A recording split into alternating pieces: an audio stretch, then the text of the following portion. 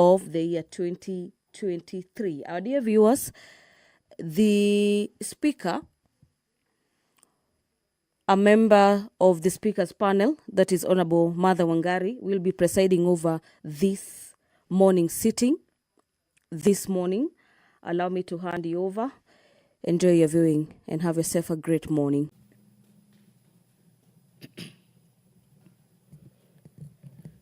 Waheshimiwa, na tuombe. Ewe Mwenyezi Mungu, ambaye kwa hekima na wema wako umeteua nyadhifa za viongozi na mabunge kwa ustawi wa jamii na utawala wa haki wa wanadamu, twakusihi ututazame kwa neema nyingi sisi watumishi wako ambao umeridhika kutuita ili tutekeleze shughuli muhimu za jamhuri hii yetu. Twakuomba ututeremshie baraka zako sisi tuliokutanika hapa, na utujalie tuyatende na kufikiria mambo yote yatakayofikishwa mbele yetu kwa njia ya haki na uaminifu, ili utukufu na sifa zako ziendelezwe, na ili kustawisha amani, ufanisi na heri ya nchi hii yetu na wale ambao haja zao umezikabidhi mikononi mwetu. Amina.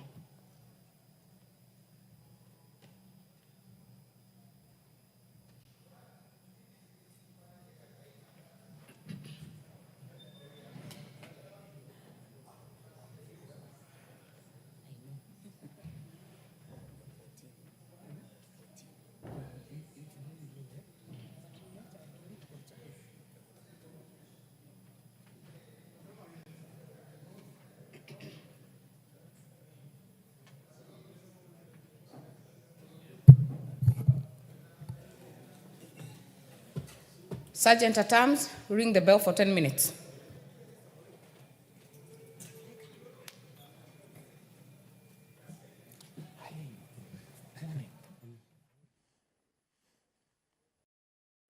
Well, that marks the commencement of a 10-minute quorum bell as directed by the Speaker, currently presiding over the business of the National Assembly. This morning, the House is being presided over by Honorable Martha Wangari, who also serves as a member of the Speaker's panel.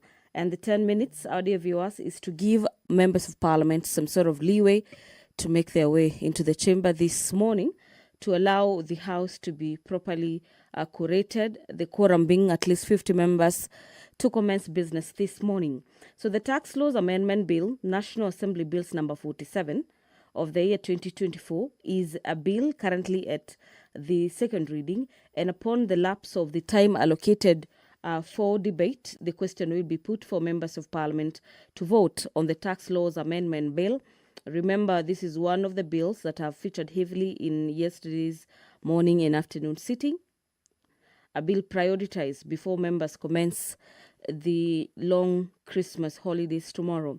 And away from that, the Persons with Disabilities Bill, Senate Bills number 7 of the year 2023, by the leader of the majority party, who happens to co-sponsor the bill originating from the Senate, is equally a bill number 11 lined up for debate this morning.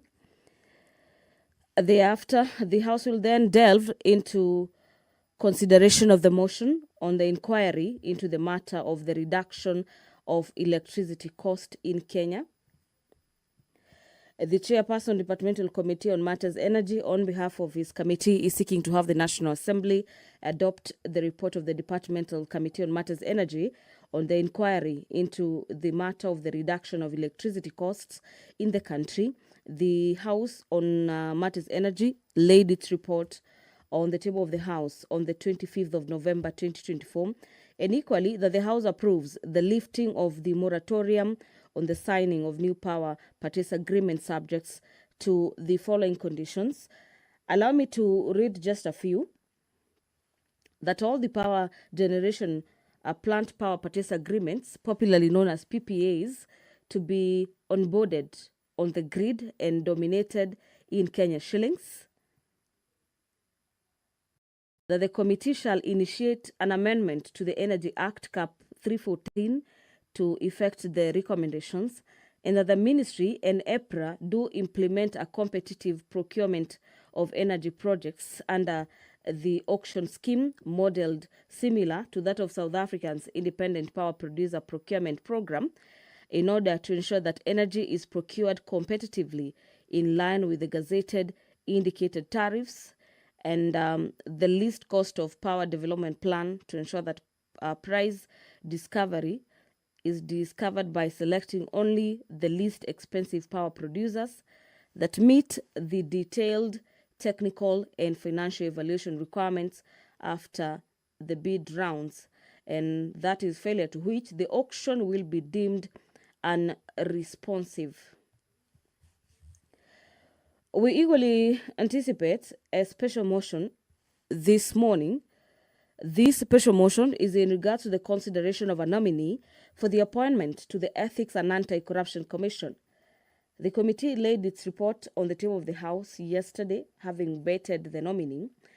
And the chairperson, Justice, a committee on matters legal affairs, is seeking to have the House to take into consideration the findings of the Departmental Committee on Matters Justice and Legal Affairs in its report on the vetting of a nominee for the appointment as the Secretary/Chief Executive Officer of the Ethics and Anti-Corruption Commission, and that pursuant to Article 250, subsection 12 of the Constitution and Section 16, subsection 1 of the Ethics and Anti-Corruption Commission Act, Cap 7H.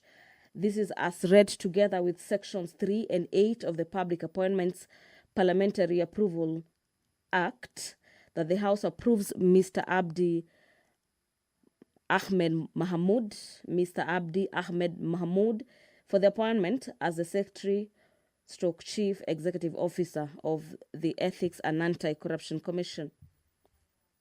Thereafter, the House will then move into the Committee of the Whole, where under this juncture, the House will be considering a number of bills, some of them from the National Assembly, with some originating from the Senate. Given priority under the Committee of the Whole is a consideration of the Senate amendments to the Statutory Instruments Amendment Bill,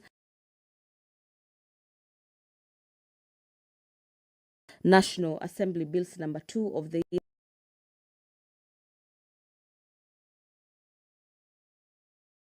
2024 by the Chairperson Committee on Matters Delegated Legislation. The Business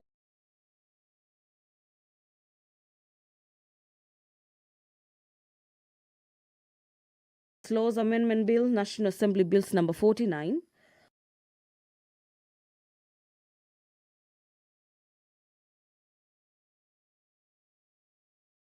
of the year 2024 by the Leader of the Majority Party.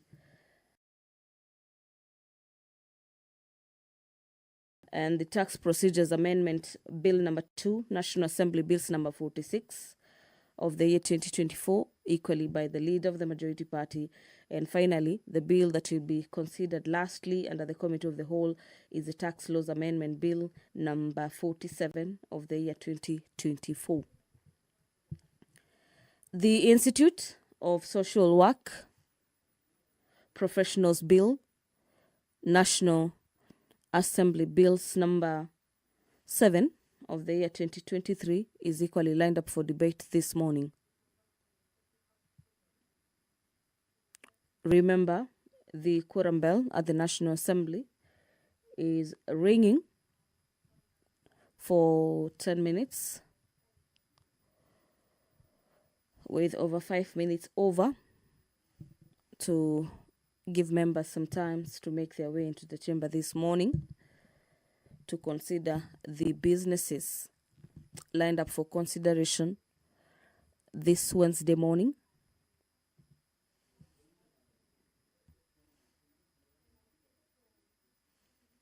As we await for the signal to ascertain if that number has been achieved on motion number 33 of the year 2024 is in regards to the supporting and promoting local fertilizer manufacturing industries by Honorable Samuel Atandi. The Honorable Member for Alego Usonga is seeking to have the National Assembly resolve that the national government, through the Ministry of Agriculture, Livestock and Development, supports and promotes local fertilizer manufacturing industries by investing in research and development to bolster the domestic fertilizer manufacturing sector.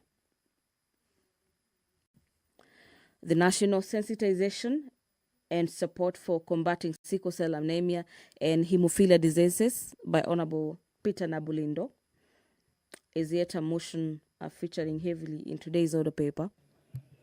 Order members. Quorum has been. We have the quorum. Please call the first order.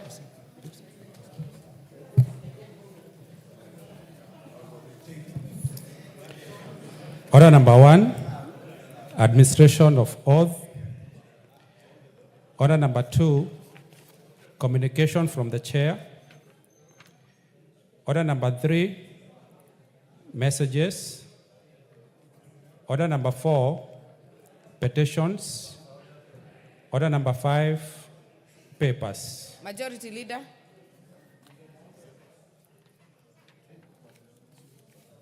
Thank you very much, Honorable Speaker. Honorable Speaker, I beg to lay the following papers on the table of the House today, Wednesday, December 4th, 2024, in this morning sitting. Reports of the Auditor General and financial statements for the years ended 30th June 2021, 30th June 2022, and 30th June 2023, and the certificates therein in respect of Jomo Kenyatta Girls High School, Lobin Nomadic Girls Public Secondary School, and Ngao Girls Secondary Schools. Number 2, reports of the Auditor General and financial statements for the years ended 30th June 2024, and the certificates therein in respect of Independent Policing Oversight Authority, Independent Policy Oversight Authority Mortgage and Car Loan Scheme, Receiver of Revenue Statements, Ministry of Defense, Witness Protection Agency, Staff Motor Car Loan Scheme, National Humanitarian Fund, Kenya Pipeline Company Limited, Establishment of Bus Rapid Transit Line 5 Project EDCF, Loan Agreement number KEN 5, Kenya Urban Roads Authority,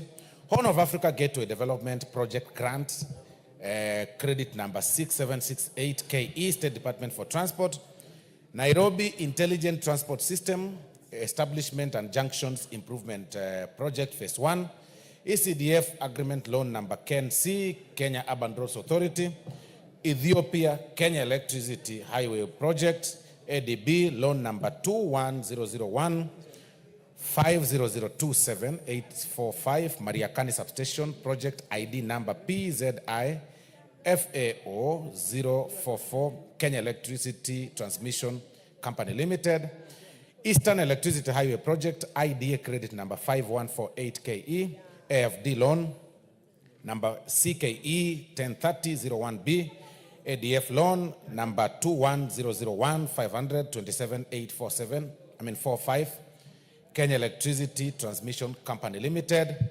Kenya Institutional Strengthening Project Phase 13, number UNEP KEN SEV 92, INS 66, Ministry of Environment, Climate Change and Forestry, Nairobi Rivers Basin Rehabilitation and Restoration Program, PKE EBO 010 Sewerage Improvement Project Phase 2, Adi Water Works Development Agency, Africa Environment Health and Pollution Management Project, National Environment Management Authority, 220 kV and 132 kV transmission lines and substation, Exim Bank of India funded projects, Kenya Electricity Transmission Company Limited, Traco, Horn of Africa Gateway Development Project, IDA credit number 6768, Kenya Revenue Authority, Public Debt Management Support Program or Project, ADB Grant Agreement number 5500155013-708, the National Treasury, Supporting Access to Finance and Enterprise Recovery Project, IDA credit number 70018KE, the National Treasury, Rural Kenya Financial Inclusion Facility, RKFINFA, IFAD loan number 200004121 and IFAD loan number 200004122, the National Treasury, Kenya Social and Economic Inclusion Project number P164654, IDA credit number 63480, and grant number TFOA9527, National Drought Management Authority. Menengai Geothermal Project, agreement number 103801K, Geothermal Development Company Limited. Bogoria Silali Geothermal Project, loan number 201366103, Geothermal Development Company Limited. Mwea Irrigation Development Project, loan agreement number KEP27, National Irrigation Authority. Kenya Social and Economic Inclusion Project, credit number 6348KE, State Department for Social Protection and Senior Citizen Affairs.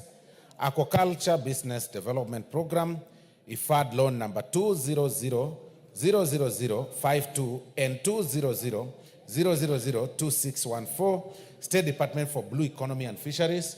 And finally, Honorable Speaker, Kenya Youth Employment Opportunities Project, credit number 5812KE, State Department for Labor and Skills Development. I thank you, Honorable Speaker, and I beg to lay. Thank you. Next order. Order number 6, notices of motion. Order number 7, questions and statements. Hold on. Honorable members, for the convenience of the House, we shall reorganize the order paper a bit. We will prosecute order number 8, order number 9, order number 10, order number 11 and 12. Then we will revert back to order number 7.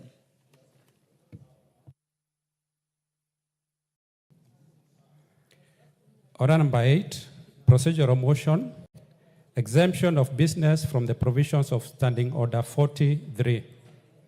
Majority Leader.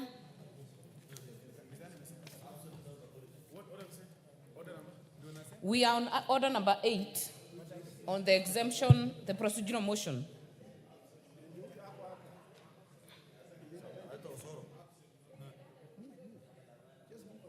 Thank you very much, Honorable Speaker.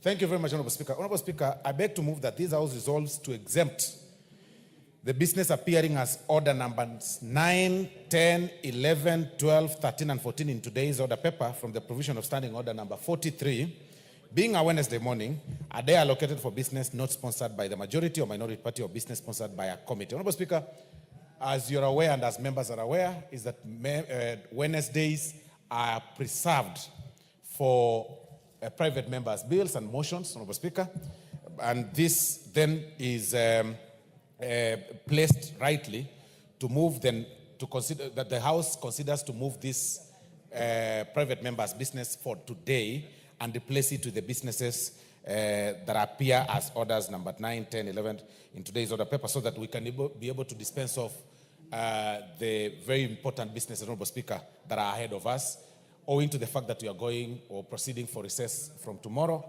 and it's only important that we finish the very, very other important business that is ahead of us. So I beg to move, Honorable Speaker, and I request the Honorable Chairman for the delegated committee, the Honorable Chepkonga, to second. Honorable Chepkonga. I thank you, Honorable Speaker. Of course, I rise to second what the Chief Whip has moved. Madam Speaker, it is a very important motion. Very important in the sense that if we do not agree, we will lose certain businesses. And you know, Madam Speaker, on Friday, at exactly 12 o'clock, we have the SGR, the Speaker's special train. So we must dispense with this business so that we can go with the Speaker's train on Friday at 12 o'clock without miss. And you know it's very important. And as you know, we have the East African Games. And I want to thank the Honorable Osoro.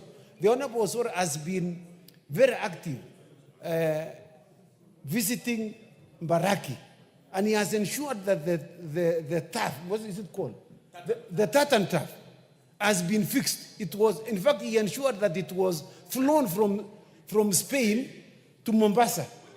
And I've just seen the video this morning in which it's now been laid, And I want to assure you, Madam Speaker, that we've gone to other East African games.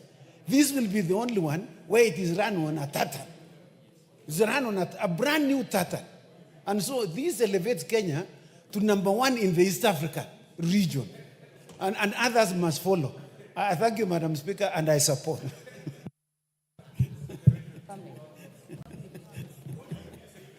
I hope, Honorable Chepkonga, that the performance would be as good as the facilities.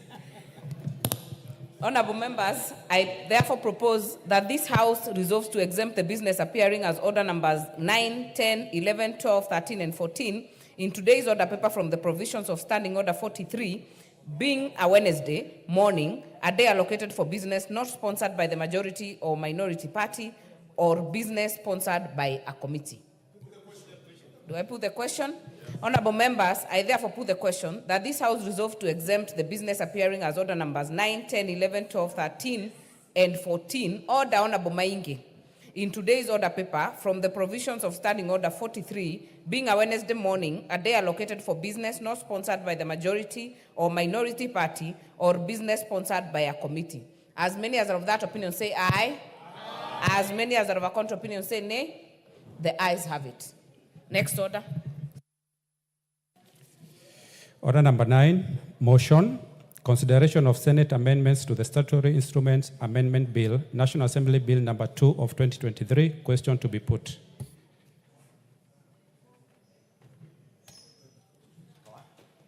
Majority Leader. Putting the question. Honorable members, allow me, order, Honorable Nyikao.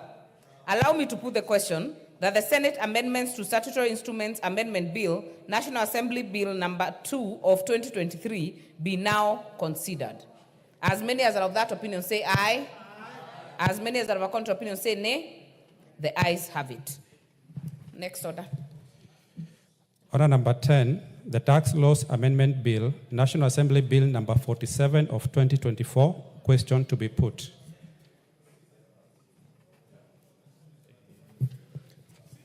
Honorable members, I put the question that the Tax Laws Amendment Bill, National Assembly Bill number 47 of 2024, be read a second time. As many as are of that opinion say aye. Aye. As many as are of a contrary opinion say nay. The ayes have it. A bill for an act of parliament to make amendments to tax-related laws and for connected purposes. Order number 11, the Persons with Disabilities Bill, Senate Bill number 7 of 2023, question to be put. Honorable members, I put the question that the Persons with Disabilities Bill, Senate Bill number 7 of 2023, be read a second time. As many as are of that opinion say aye. As many as are of a contrary opinion say nay. The ayes have it.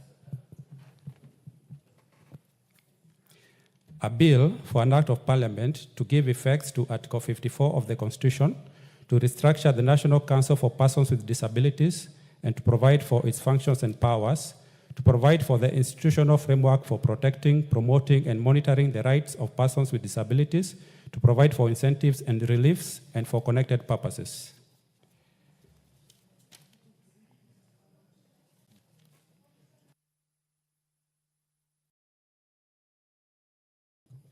Honorable members, for the convenience of the House, we shall defer the putting of question under order number 12, and we will revert back to questions and statements under order number 8. But before then, I have a communication to make.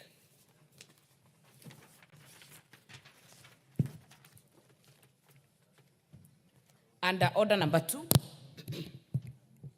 I have a communication on withdrawal of specific provisions in the Business Laws Amendment Bill, National Assembly Bill number 49 of 2024.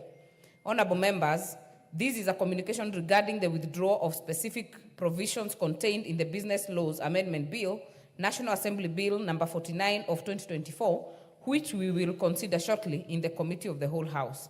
Honorable members, as you may be aware, the Business Laws Amendment Bill, National Assembly Bill number 49 of 2024, was published by Kenya Gazette Supplement number 195 of 1st November 2024 to effect various amendments to 9 statutes. The bill, which is sponsored by the leader of Majority Party, was read a first time on 13th November 2024. Thereafter, the bill was referred to the Departmental Committees on Trade, Industry and Cooperatives and the Departmental Committee on Finance, National Planning for consideration of relevant provisions in accordance with the respective mandates, with the lead committee being the Departmental Committee on Finance and National Planning. The Departmental Committee on Finance and National Planning tabled the report on the bill in the House on Monday, 2nd December 2024. Thereafter, the bill was considered and passed by the House at second reading on Tuesday, 3rd December 2024, and committed to the Committee of the Whole House. Indeed, as you may have noticed on today's order paper, the bill is scheduled for consideration in the Committee of the Whole House under Order Number 11. Honorable members, before the House proceeds to consider the bill in the Committee of the Whole House, I wish to notify the House that I have since received a request from the sponsor of the bill, the leader of the Majority Party, by the letter dated 2nd December 2024, seeking my consent for the withdrawal of the proposed amendments relating to the Scrap Metal Act, Cap 503, as contained in the bill. The amendments seek to alter the composition of the Scrap Metal Council. In the letter, the leader of Majority Party notes that the House recently passed the Statute Law Miscellaneous Amendments Bill, National Assembly Bill number 67 of 2023, which included amendments to the Scrap Metal Act Cap 503. In passing the Statute Law Miscellaneous Amendment Bill, National Assembly Bill number 67 of 2023, the House amended the very same provision that is now contained in the Business Laws Amendment Bill 2024 and referred it to the Senate for consideration. According to the leader of the Majority Party, it will be untidy to consider amendments to Section 4 of the Scrap Metal Act, Cap 503, while the Statute Law Miscellaneous Amendment Bill, National Assembly number 67 of 2023, awaits consideration by the Senate. Honorable members, having considered the justification by the leader of the Majority Party, I have acceded to his request to withdraw the provisions relating to the Scrap Metal Act Cap 503 as contained in the Business Laws Amendment Bill, National Assembly Bill number 49 of 2024. In this regard, the bill will therefore be proceeded with in the Committee of the Whole House without reference to the withdrawn provisions and will be considered as though the withdrawn amendments were not part of the bill ab initio. I thank the leader of the Majority Party for being hawk-eyed in ensuring effective processing of legislation, especially during this hectic period before we proceed on recess. The House is accordingly guided. We go back to order number 7. Order number 7, questions and statements.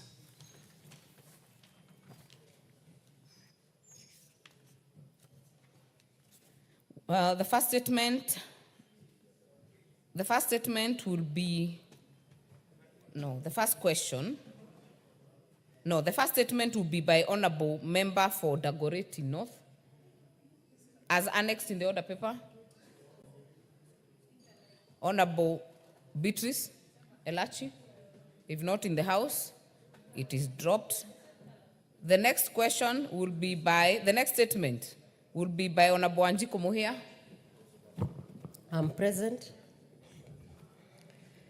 Thank you, Honorable Speaker.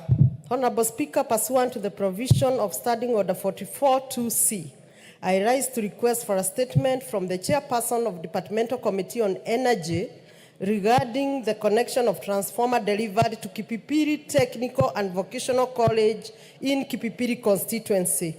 Honorable Speaker, in February 2024, the Kenya Power and Lighting Company, KPOC, delivered a transformer to the Kipipiri Technical and Vocational College as part of the electrification efforts in the constituency. However, despite the progressive step, the transformer is yet to be connected to the grid. This has severely impeded the institution's ability to run critical training programs, particularly those requiring electrical equipment and modern technology. Furthermore, this situation has hindered the college from achieving its objective of equipping young people with the skills necessary to compete in the job market. It is worth noting that the technical and vocational training institutions play a pivotal role in fostering innovation, entrepreneurship, and individual growth. The lack of power supply, therefore, undermines not only the development of Kipipiri Technical and Vocational College, but also the broader national agenda of advancing technical education and addressing youth unemployment. Honorable Speaker, it is against this background that I request for a statement from the chairperson of Departmental Committee on Energy on the following. 1, to provide reasons for the delay in connecting the transformer at Kipipiri Technical and Vocational College to the grid, hindering access to power by the college and adjacent community. 2, to indicate timelines for the connections of the transformer to the grid for the college to benefit from this critical infrastructure. And finally, to indicate measures put in place to ensure that such delays are avoided in future. Honorable Speaker, noting that you are very constrained of time, and noting that we are ending this session on Friday,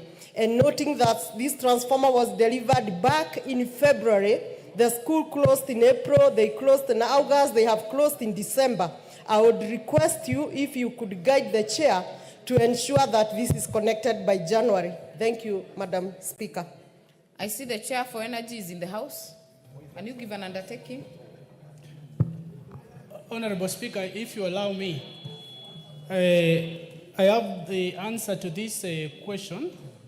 So maybe I can give the response, and the issue of maybe the response from the ministry will be just procedural, because I've had a discussion with the ministry and also Kenya Power on the same issue.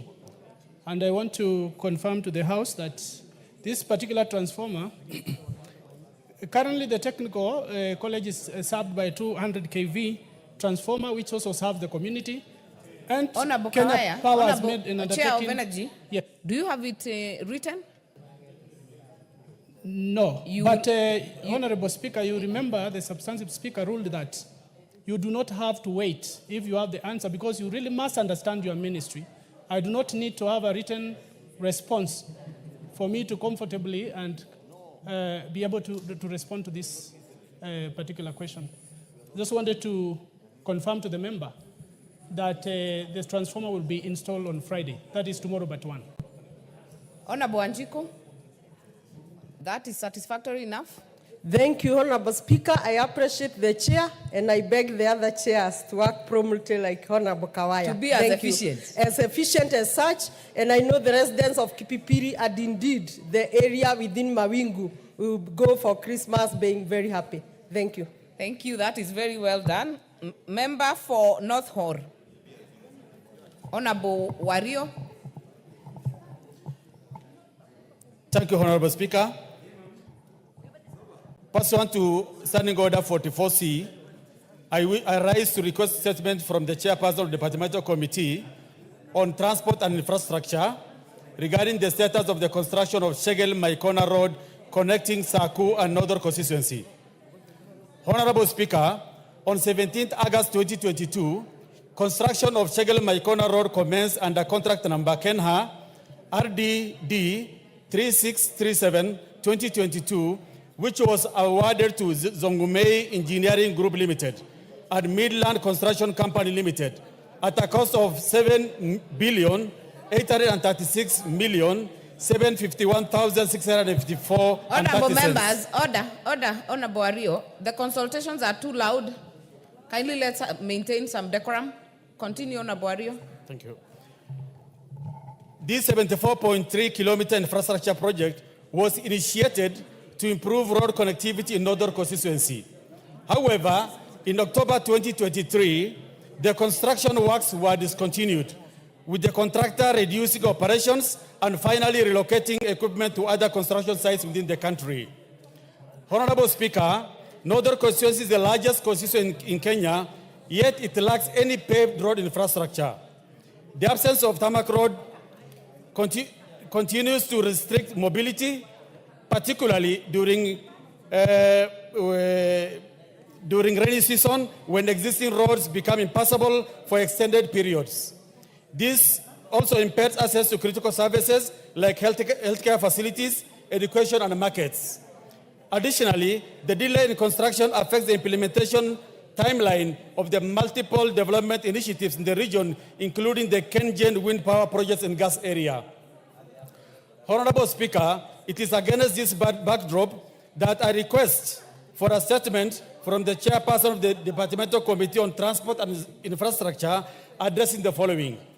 Report on the status of the Shegel-Maikona Road construction, including the financial and administrative factors that have led to the delay in the construction. And finally, interventions by the ministry to ensure the completion of this critical road infrastructure, including the revised project implementation schedule with the specific completion dates. Thank you, Honorable Speaker. This statement is to the Committee on Transport and Infrastructure. Honorable GK, are you as efficient as Honorable Kawaya? Do you have the response? I don't have the response right away, Honorable Speaker, but if I'm given time, I will respond as soon as we are back after recess. Honorable Wario? Honorable Speaker, this issue was raised several times and also had discussion with His Excellency and also the ministry. So I really need if this information can be sorted and probably responded by tomorrow. Because it's a factor that really affects the people of North Or. I will commit it to the committee. Honorable GK, you realize we are taking a long recess. If you can do it before, the better. But it has to be satisfactory. We only have one day, Honorable Speaker, but if he requires response in a day, we will do our best. We can give little information. But, do your best to get it? Yes, we will. Before we break. We have some responses from some committees.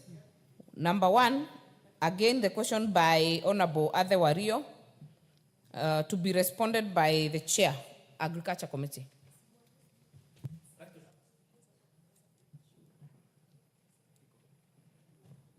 Before we go to the response, there is one by Honorable, there is a request by Honorable Ariko, who is not in the House, was committed elsewhere, has delegated Honorable Joshua Oron to ask for the statement. Thank you, Honorable Speaker. This request for a statement regarding resettlement and land tenure for squatters in Boma slums and Oljarai farm is on behalf of the Honorable Ariko Namoit MP, member of Turkana South constituency. Honorable Speaker, pursuant to the provisions of Standing Order 44-2C, I rise to request for a statement from the chairperson of the Department Committee on lands regarding resettlement of squatters in Boma slums in Eldoret and Oljarai farm in Naivasha. Honorable Speaker, marginalized communities across the country, including the Turkana, have historically faced severe challenges in accessing secure and equitable land ownership rights. Article 43 of the Constitution guarantees every person to the right to property and protects against deprivation of property or any interest in land. Despite this constitutional entitlement, many marginalized communities continue to face considerable barriers to secure land ownership, especially those located in Boma slums in Eldoret and Oljarai farm in Naivasha, Nakuru County.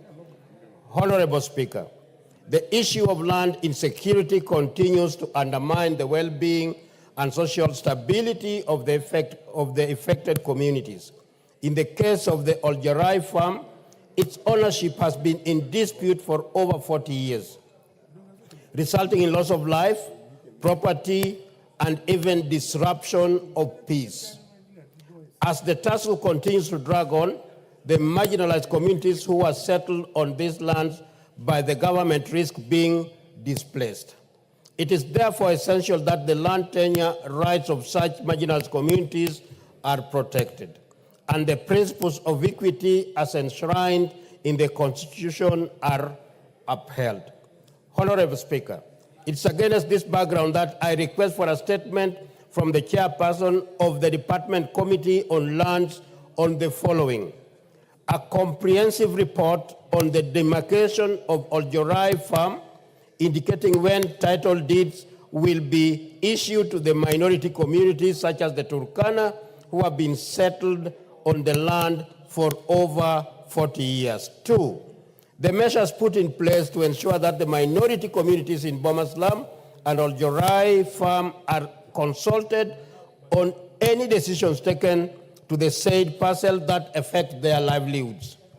3, the steps being taken by the government to resolve the long-standing land ownership dispute over the Oljorai Farm and mitigation measures in place to ensure timely and lasting solution of the dispute. I thank you, Honorable Speaker.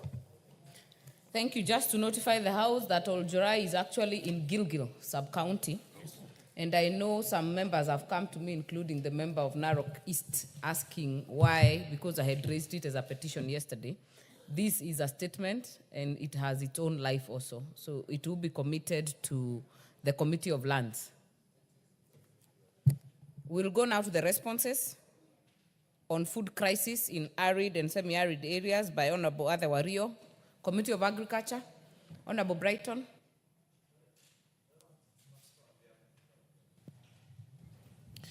Thank you very much, Mr. Speaker, Madam Speaker. I'm responding to the statement by Honorable Ade Wario, MP. Honorable Speaker, pursuant to Standing Order 44.2c, Honorable Aden Wario, MP, requested for statement on 18th of September 2024 regarding the perpetual food crisis in arid and semi-arid land in Kenya.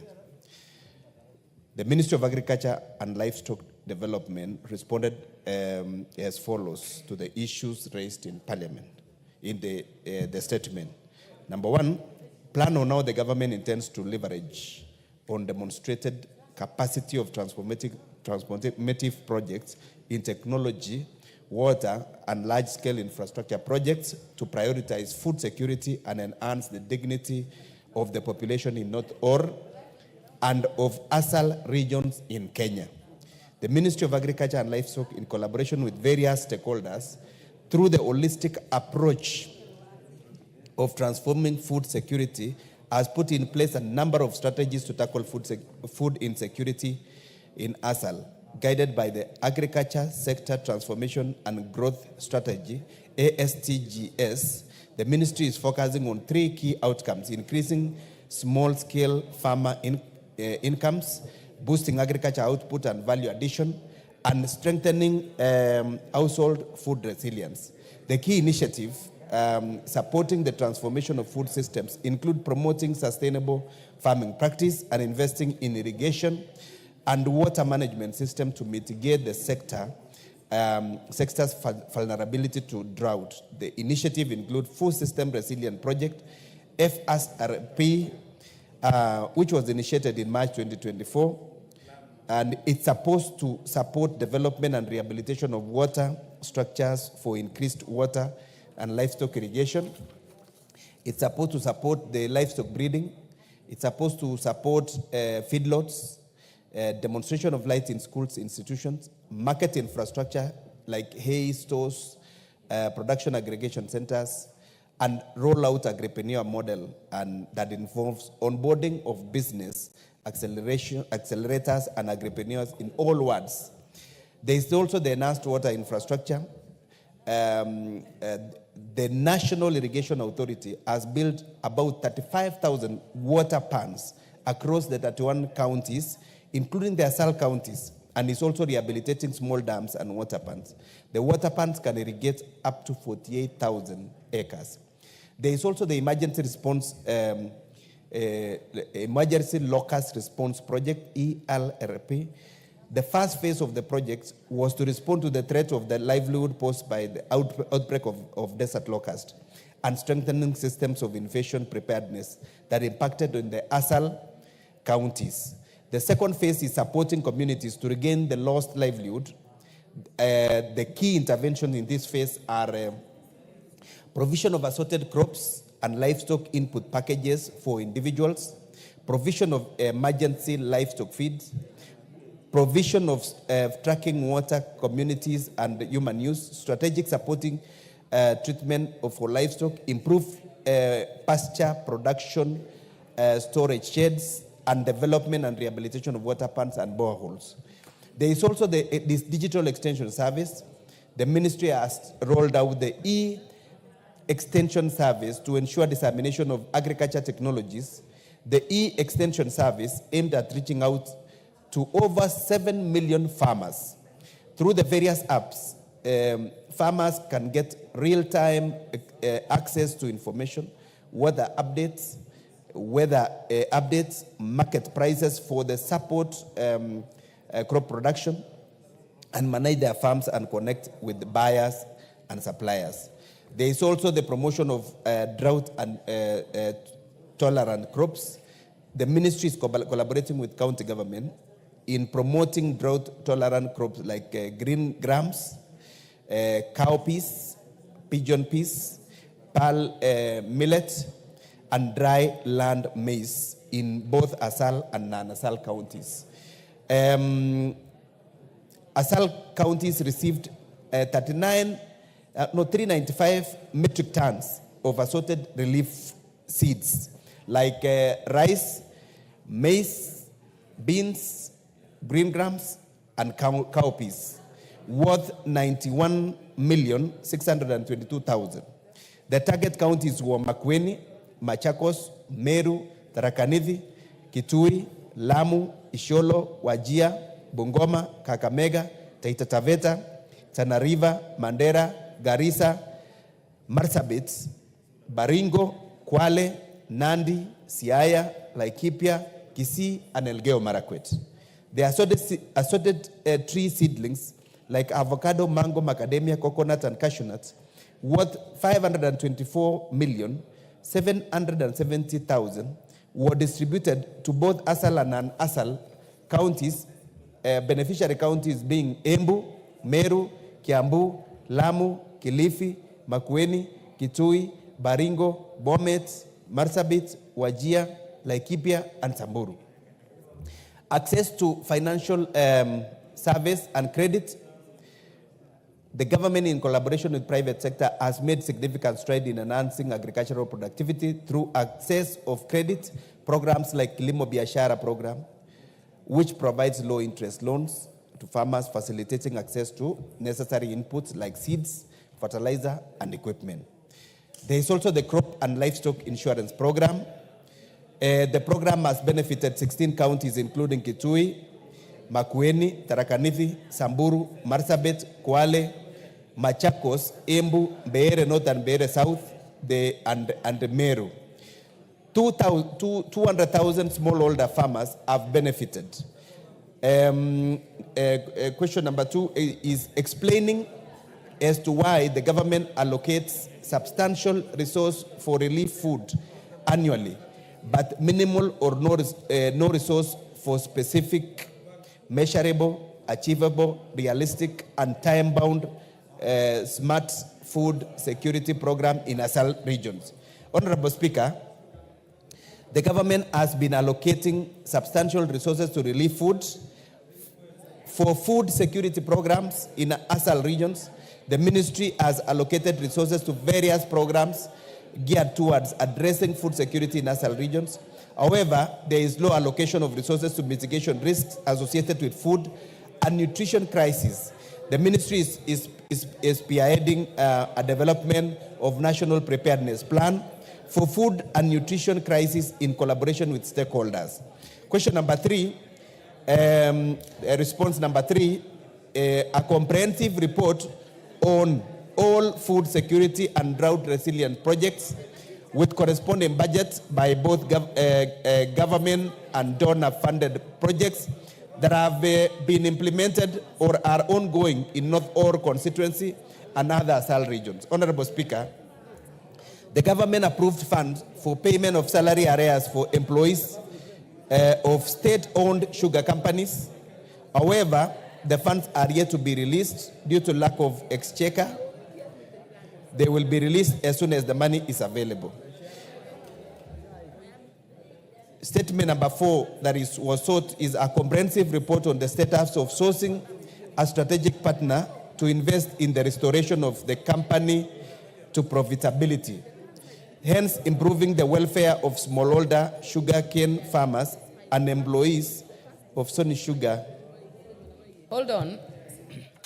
Honorable Brighton, that's the next statement. You have finished with one statement. Let us hear Honorable Ario whether he's satisfied. Take your seat, Honorable Brighton. Thank you, Honorable Speaker.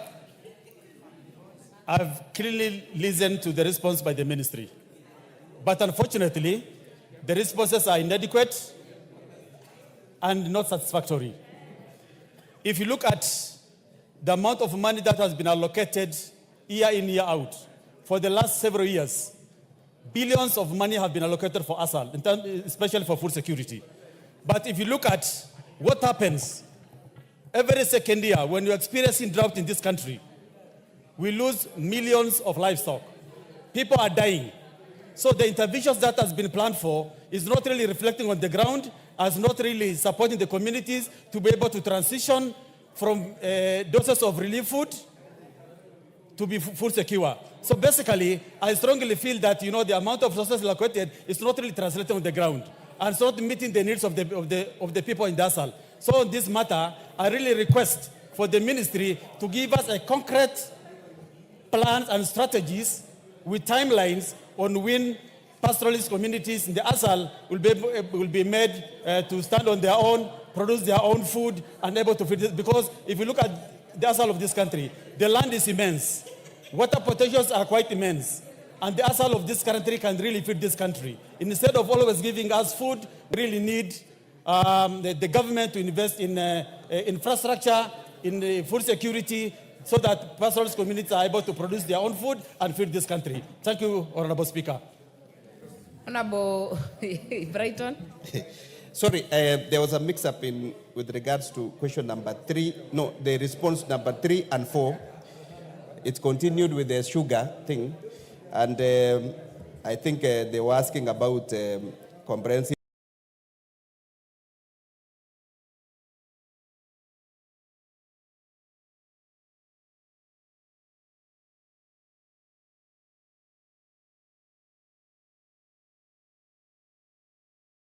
Report on food security and drought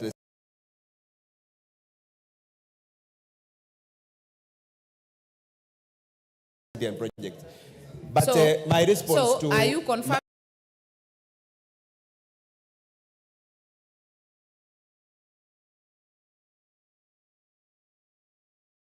you haven't responded to number 3?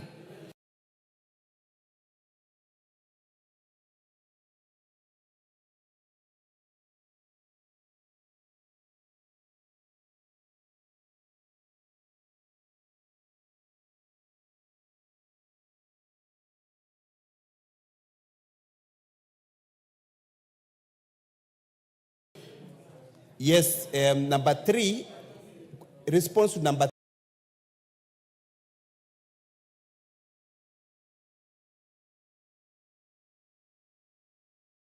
3 and 4.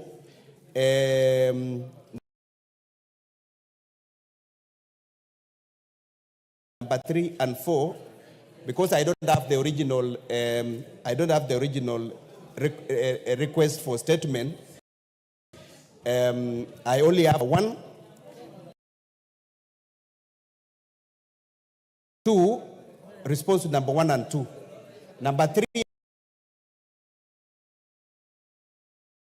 and 4, I don't know whether in the original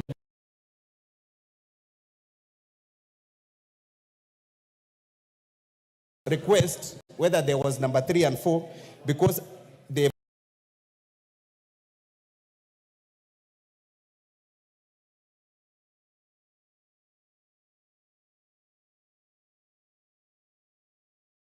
continued with the issues of sugar, which will be responsible.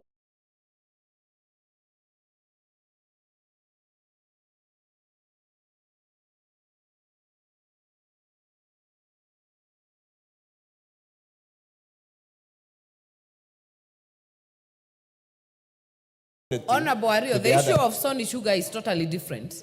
It's a question by Honorable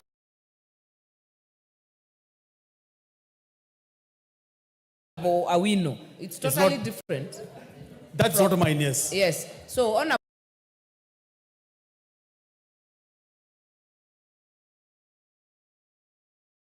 Wario, can you confirm if all the questions have been responded to?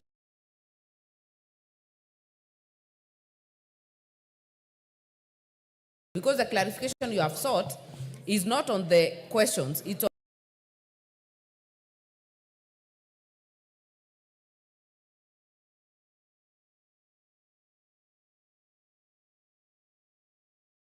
the visibility of the allocated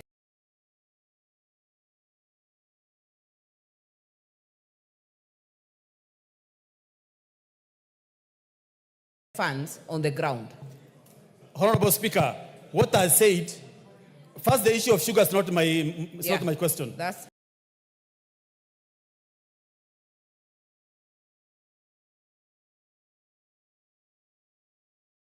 Secondly, what I wanted is, we wanted,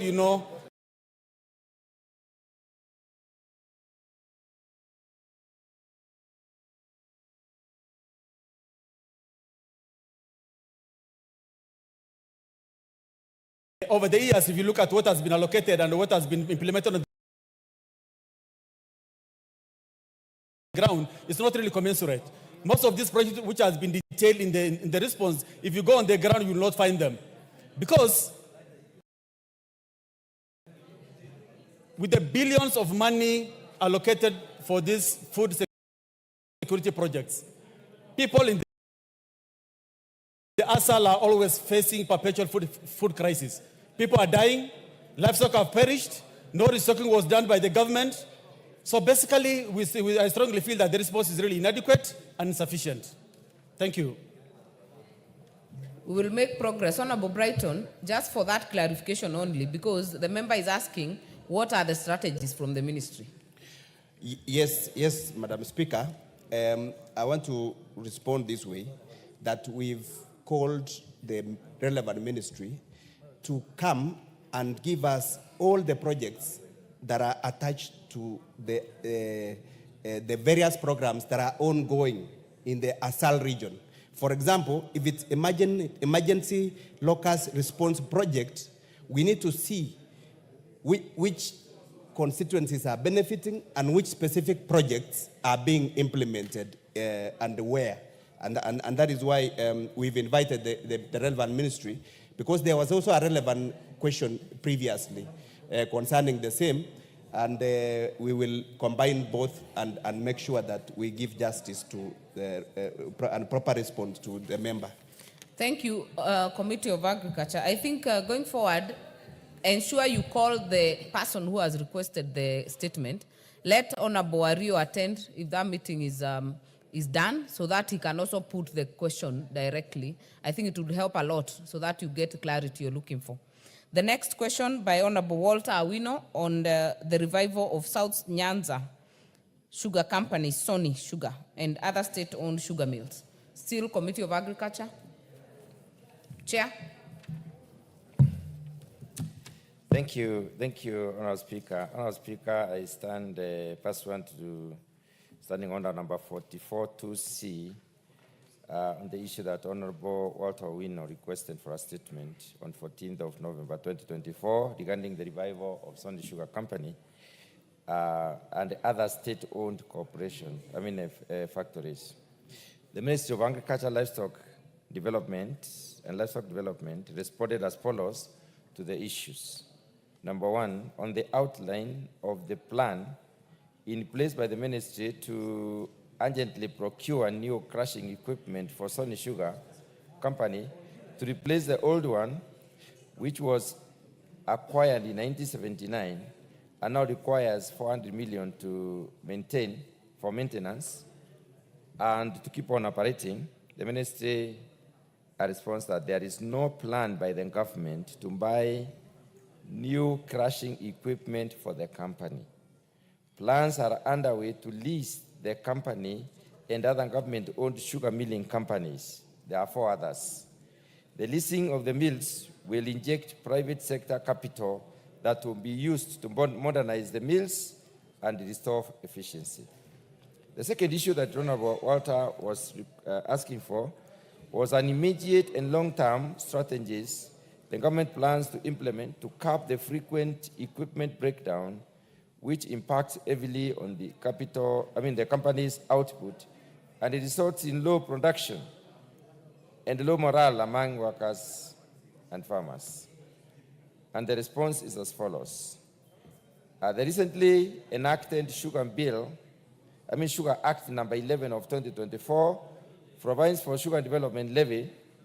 The Act appropriates 15% of the levy for factory development, rehabilitation, and maintenance. Sony Sugar Company will be able to access the funds to facilitate rehabilitation and the factory maintenance. The third issue that Honorable Walter Wino had requested was to be given the reasons why there has been delay in paying the outstanding salary arrears of 800 million Kenya shillings for Sony Sugar Company workers who in the past have endured various economic hardships and the poor working conditions at the factory. And the response is as follows, Honorable Speaker, that the government approved funds for repayment of salary arrears for employees of state-owned sugar companies. However, the funds have not yet been released due to lack of exchequer. They will be released as soon as money is available.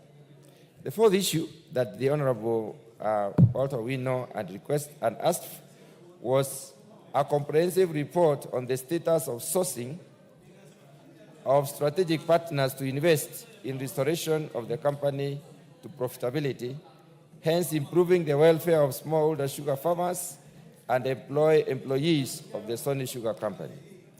And the response is as follows. The Cabinet approved the write-off of debts owned by state-owned sugar companies in July 2023 and adopted the leasing model. Parliament approved the write-off of the debts, payment of suppliers, farmers, employees, and arrears in September 2023. The leasing model was adopted and a tender document prepared for a request for proposal to be led by the Ministry of Agriculture and Livestock Development. The request for proposal was floated with a closing date of 29th of February 2024. The process was, however, stalled due to a petition filed in court by Mr. Martin Nyongeza Barasa, citing lack of public participation in the leasing model. Stay orders were granted by the Honorable Justice Chacha Mwita. The matter has been heard and the ruling will be delivered on notice. Thank you, Honorable Speaker. Member for Awendo. Thank you, Honorable Speaker. I have gone through the response as read by the Honorable Mutunga. However, I am not satisfied, especially with the part of payment of salary arrears. They have indicated that they requested for money from the Treasury, and they are still waiting for the money. Madam Speaker, they have not given us an indication on when this money is likely to be released or be paid to the farmers, considering that the farmers have been waiting for the same money for over 5 years, Madam Speaker. So I think it would be important if we get an indication on when these monies will be released, instead of telling us that they requested for money from the exchequer and they are still waiting for the same. And on the issue of leasing or rehabilitation of these factories, let us wait for the court ruling, which they said is supposed to be coming soon. Thank you, Madam Speaker. Honorable Mutunga, do you have the when? Honorable Speaker, what the ministry says is that money is apportioned but not released. They do not have exchequer. And the exchequer is an ongoing concern. It's not something that they can give a definite date. I'm not defending the ministry, Honorable Speaker, but I will forward the request to the ministry to expedite the push for release of the exchequer so that they can pay this, the workers. Thank you. Member for Awendo. Thank you, Madam Speaker. I don't know whether it is possible to get an indication of when, Mr. Mutunga, because this one without timeline or without time frame is very difficult. I don't know what is it that I'm going to tell the workers that have been waiting for payment of their salary arrears for years, that they are waiting for the exchequer. So we need to know. We are talking about salary for services that have already been rendered. So is it possible to know when the exchequer is going to release the funds? Thank you. Chair, do you have anything more to add? Anything I more do not, useful? I may not be able to competitively answer that question, Honorable Speaker. It's only the minister that can tell us. I would propose that you get back to Treasury and you can get back to the member as soon as possible, considering that we are going for long recess by maybe tomorrow afternoon. The next statement is on the status of construction of Cheborge Junction, Kipwasituya Market Road, and the Sotik Silalo Road by Ambassador Sigei. Chair, Transport. Thank you, Honorable Speaker. I rise to respond to the statement request by Honorable Sigei, Ambassador. Honorable Speaker, on Thursday, 2nd October 2024, the member for Sotik, Honorable Sigei Francis Kipyegon, Arab MP, requested for a statement from the chairperson of the State Department, of Departmental Committee on Transport and Infrastructure regarding unmarked bumps along the Chaboge Junction, Kipwasiria Market Road, and Sotik Siraro Road. To Honorable Speaker, in the statement, the member for Sotik, Honorable Sigei Francis, sought to establish, among other things, one, the challenges experienced by the project leading to prolonged delay in completing the upgrading of the said road, and whether the full contract sum for the project was paid to the contractor and the justification for payment despite the project being incomplete. 3, an update on when the contractor will resume the works and expected timeline for completion of the road, considering that the Sotik Silaro section is impassable. 4, the measures being taken by the Ministry of Roads and Transport to ensure that value for money is obtained with respect to the project without causing significant inconveniences to the locals, and alternative measures for the impassable sections of the road. Honorable Speaker, the committee received a response from the Ministry of Roads and Transport through the Clerk of the National Assembly, which I now wish to make. Honorable Speaker, with regard to the challenges experienced by the project leading to the prolonged delay in completion of the upgrading of the said road, the ministry acknowledges that the project for the upgrading to bitumen standard and maintenance of Chaboge Junction has suffered prolonged delays in completion. The 18-month project, which commenced in August 2021, was intended to be completed in March 2023, but has since lasted 38 months. That is 211% time lapse. The main reason for the delay in completion of the project is due to inadequate financial capacity of the contractor, namely MSQ Construction Company Limited.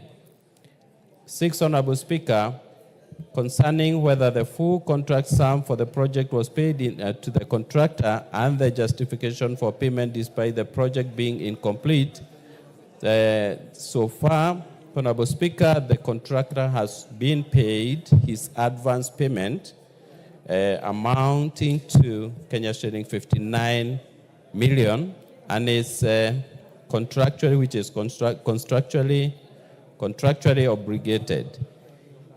He has since not raised another certificate for processing and has consequently not been paid any further amount.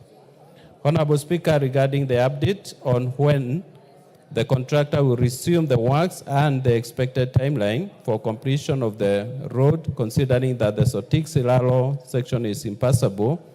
The ministry, through KERA, served the contractor the requisite notice of slow progress in August 2022, thereby commencing the process of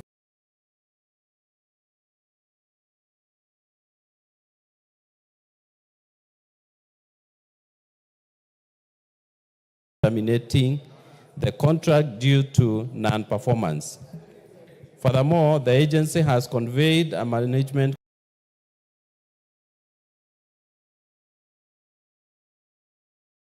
meeting with the contractor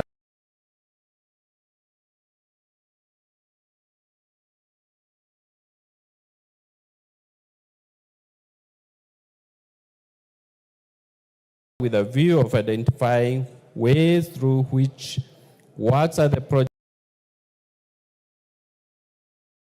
can be fast-tracked and completed in the shortest time possible.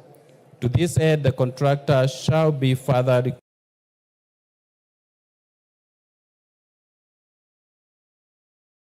required to provide a detailed schedule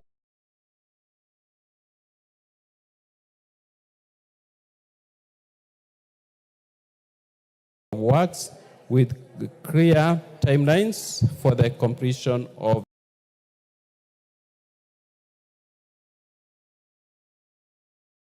the project. In the event that there is no immediate improvement in progress,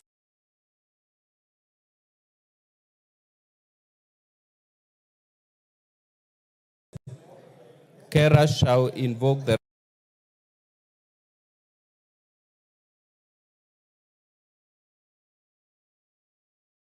relevant contractual clauses and initiate mutual termination of the contract with a view of repackaging the remainder of the works to form a new contract and proceed to identify a contractor through a competitive procurement process. Honorable Speaker, with regard to the measures being taken by the ministry to ensure that value for money is obtained with respect to the project without causing significant inconveniences to the locals and alternative measures for the impassable section of the road, I would like to submit that the ministry commits to ensure that all works on the road adhere to acceptable engineering standards without fail to guarantee value for money at the project. This shall be through existing contractual and administrative controls that are designed to ensure the requisite quality is upheld. In regard to maintenance, the contractor is under instruction to maintain the entire road ahead of works and shall be tasked to prioritize ensuring mobility of the road in the immediate term. Honorable Speaker, I submit.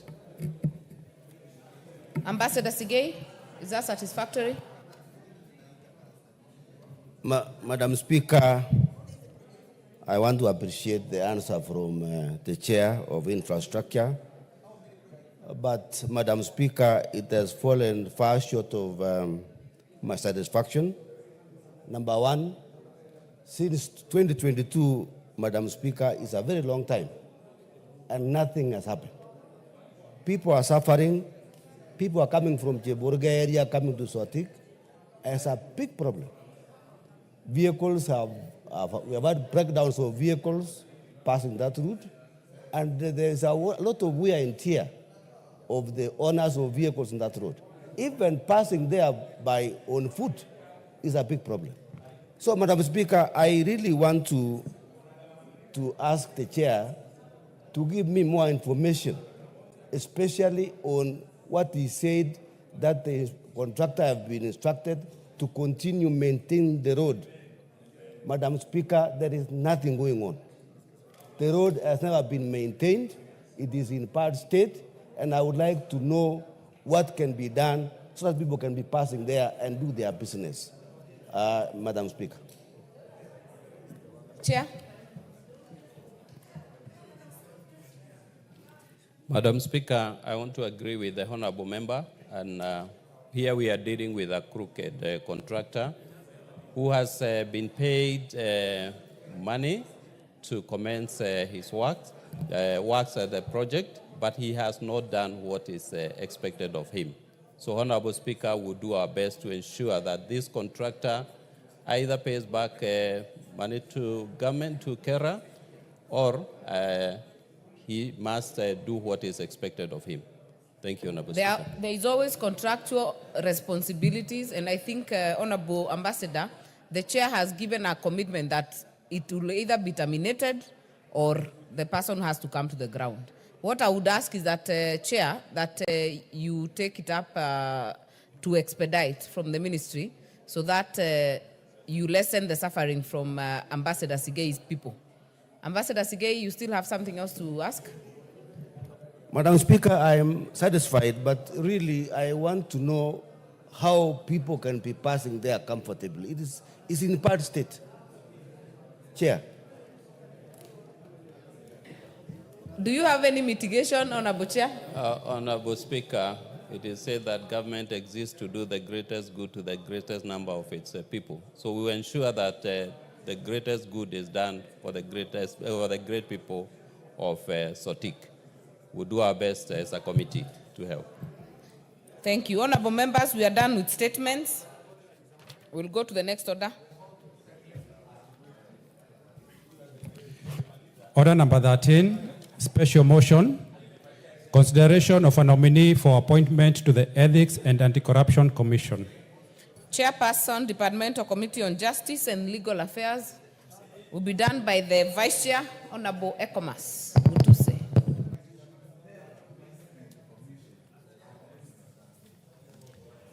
Thank you, Madam Speaker. I rise to move the following motion, that taking into consideration the findings of the Departmental Committee on Justice and Legal Affairs in its report on the vetting of a nominee for appointment as the Secretary and Chief Executive Officer of the Ethics and Anti-Corruption Commission, laid on the table of the House on Tuesday, 3rd December 2024, and pursuant to Article 250, Sub-Article 12 of the Constitution and Section 16(1) of the Ethics and Anti-Corruption Commission Act, Cap 7H, is read together with Section 3 and 8 of the Public Appointments Parliamentary Approval Act, Cap 7F. This House approves Mr. Abd Ahmed Mohamed, MBS, for appointment as the Secretary and Chief Executive Officer of the Ethics and Anti-Corruption Commission. Madam Speaker, just briefly to state that the nominee, Mr. Abdi Mohamed Mahmoud, appeared before the Justice and Legal Affairs Committee, and the Justice and Legal Affairs Committee is satisfied that the nominee was recruited through an open, transparent, and competitive process in accordance with the relevant provisions of the law.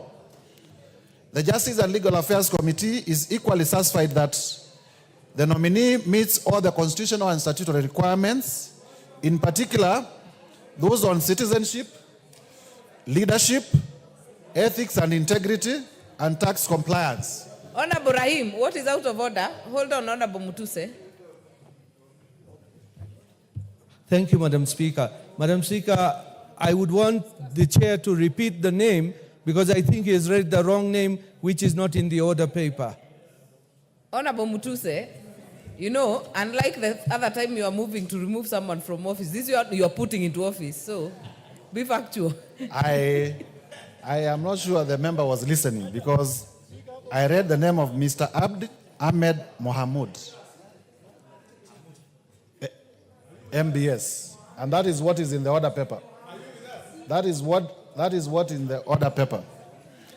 It has been Honorable Rahim. It is not Mohammed, it's Mohamud as on the order paper. In case of any doubt, The nominee who was vetted by the Justice and Legal Affairs Committee and who is in the order paper today, seeking approval of the House, is Mr. Abdi Ahmed Mohamud, MBS. Continue, Honorable Mutuse. So as I was saying, the Justice and Legal Affairs Committee is satisfied that one, the nominee was recruited through the correct statutory procedure. He was recruited openly, he was recruited transparently, and he was recruited competitively, and therefore satisfies the relevant provisions of the law. The Committee on Justice and Legal Affairs is equally satisfied that the nominee met the constitutional and statutory requirements for the appointment to the position of Chief Executive Officer of the Ethics and Anti-Corruption Commission, in particular, the provisions of the Constitution on citizenship, on leadership, on ethics and integrity, on tax compliance, as well as obligations to the Higher Education's Loans Board. We are also satisfied that the nominee has the relevant abilities, experience, qualities, and meets the needs of the office to which he has been appointed. Madam Speaker, for the benefit of members, the nominee has worked at the Ethics and Anti-Corruption Commission for the last 19 years, occupying different positions as a senior investigator, as Director of Investigations, and currently as a Deputy CEO. He is the first Chief Executive Officer to be nominated and, if approved, to get office, who has been working in EACC internally. The rest have all come from outside. And in our questioning during approval, we were satisfied that he has the necessary qualities to take the war on corruption forward.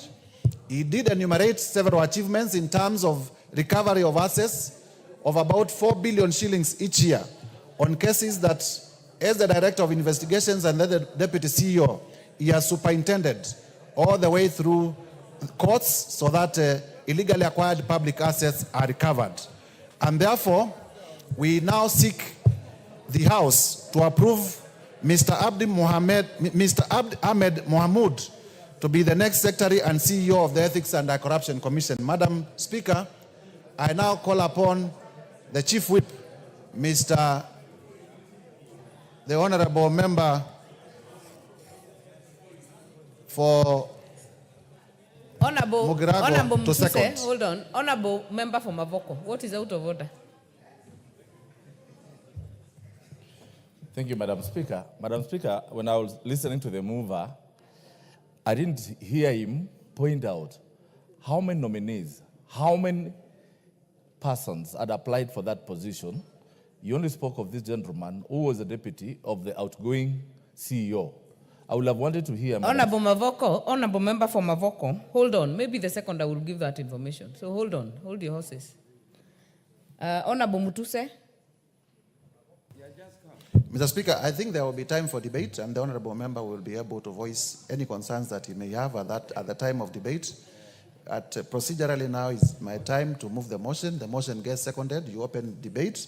In case there are any issues, they will be raised during debate, and we will be able to respond adequately. Yeah, but, I want to confirm that during the debate, you can actually respond to the issues as you reply. As I will reply, we will respond to those issues. Yeah. With tremendous respect, you know, the member for Mavoko has been here for several years. So we now call upon the Chief Whip, the Honorable Osoro, to second. Honorable Osoro. Thank you very much, Honorable Speaker. Honorable Speaker, as I rise to second, and also I may wish also to respond to my friend, the Honorable Member for Mavoko, that what is before us, Honorable Speaker, is the report. Is the report on the interview, or rather the hearing that was done by the committee for the nominee, a specific nominee. As you may be aware, the committee on JLAC does not conduct an interview for all the nominees. So there was a nominee before us, and that is the nominee that we are debating about on his report and his suitability to hold the specific office. To the question on the others that showed interest, which is in public domain, there are other agencies that were mandated for that. That is why we have the board of the EACC chaired by Bishop Oginde, and they then submitted a nominee for vetting. And that is the report you are debating, Honorable Speaker, today. Honorable Speaker, I want to second this with tremendous respect and support entirely the report that the Jailer Committee committed to and really did diligently. Honorable Speaker, the most important thing that should be stated is that there should be an element of motivation for junior officers whenever they work in public spaces. That if you are a junior officer or a junior nurse or a junior doctor in a hospital, your motivation is that someday you will rise through the ranks and become a CEO of a hospital. If there is no other reason that this House should support this candidate, Honorable Speaker, that should be the only reason. Besides everything, if nobody finds any other reason, this should be the reason. Why, Honorable Speaker? This particular officer, Honorable Speaker, started as a police officer. A police officer, a career police officer, who has risen through the ranks. As a police officer, you all know the responsibilities of a police officer is to investigate, to do arrests, to take suspects to court. And this particular nominee, Honorable Speaker, started as a junior police officer, joined the service in 1999, rose through the ranks in 2000, up to 2005. He became a regional manager of, when he moved now to the ESCC, became a regional manager, then became in charge of the Coast region. He became a senior officer, the rapid response of the Kenya Anti-Corruption Commission from 2005 and 2012. I mean, this is a guy that has got institutional memory of the ESCC, Honorable Speaker, that with the tip of his fingers, he can be able to highlight all the cases in the ESCC. Because even as we speak, Honorable Speaker, the nominee acts as the director of investigations of the ESCC. He's been serving in that capacity, Honorable Speaker, from 2012 to 2022. Honestly, what other motivation would you give a junior officer in the ESCC other than promoting or rising or having this very senior officer rise through, become the CEO of that particular place, serve in his capacity as CEO, reorganize the structure because he knows the history, he has the facts in the office, and that is, Honorable Speaker, there wouldn't have been a better candidate to serve in this capacity, Honorable Speaker. And that is why when we looked at this report, Honorable Speaker, when we looked at his CV, we looked at his history, we looked at the way he handles questions and the way he answers, then we looked at his PR, the way he talks to people, because an investigator is not just a commander. He's a person that really needs to be a person who's got some very good public relations as they do investigation. We couldn't find any reason to deny this candidate an opportunity to serve the country. Honorable Speaker, of importance is the fact that this particular nominee, Honorable Speaker, has never been mentioned on any matter to do with integrity. Serving under ESCC, Honorable Speaker, comes with temptations. We all know that we've got, people around who are engaged in corruption. And police officers and investigative agencies have in the past been accused of taking bribes, have in the past been accused of taking money so that they can be able to protect criminals and such like that. This is an officer, Honorable Speaker, that has served in his capacity as as director of investigation from 2012 to 2022, without a single complaint of any person raising the question of integrity about his character. Serving as a director of investigation, Honorable Speaker, comes with huge and immense responsibilities, where every file of investigation falls on your table. Every serious file of crimes, again, financial crimes and crimes, the economic crimes, Honorable Speaker, falls on your table. But it is quite applaudable, Honorable Speaker, that in his capacity, in this time of service of 10 years, not a single person has come or raised the question of his integrity. Even as we were doing this, when the memoranda was raised, when we invited members, Honorable Speaker, to raise the memoranda, to tell the people, of course, to bring forth their challenges or their complaints they may be having against the nominee, Honorable Speaker, not a single one brought the issue of integrity, not a single one brought the issue of bribery, not a single one complained and said, he was harassed when he was serving in this capacity. Honestly, Honorable Speaker, we want to urge this House that if there is a nominee or if there is a place that will serve, will be able to help this country, is by pushing a person that knows. He's actually a person who talks less, speaks less, but acts more. We have had a history under ESCC where we have had CEOs that talk too much, but they do little. You will see a lot in the ESCC. We only want to urge him, with going by the presidential address that was given, His Excellency the President read here, in the fight against corruption. Now that your body is independent, ESCC is independent, this House commits to even allocate you more funds.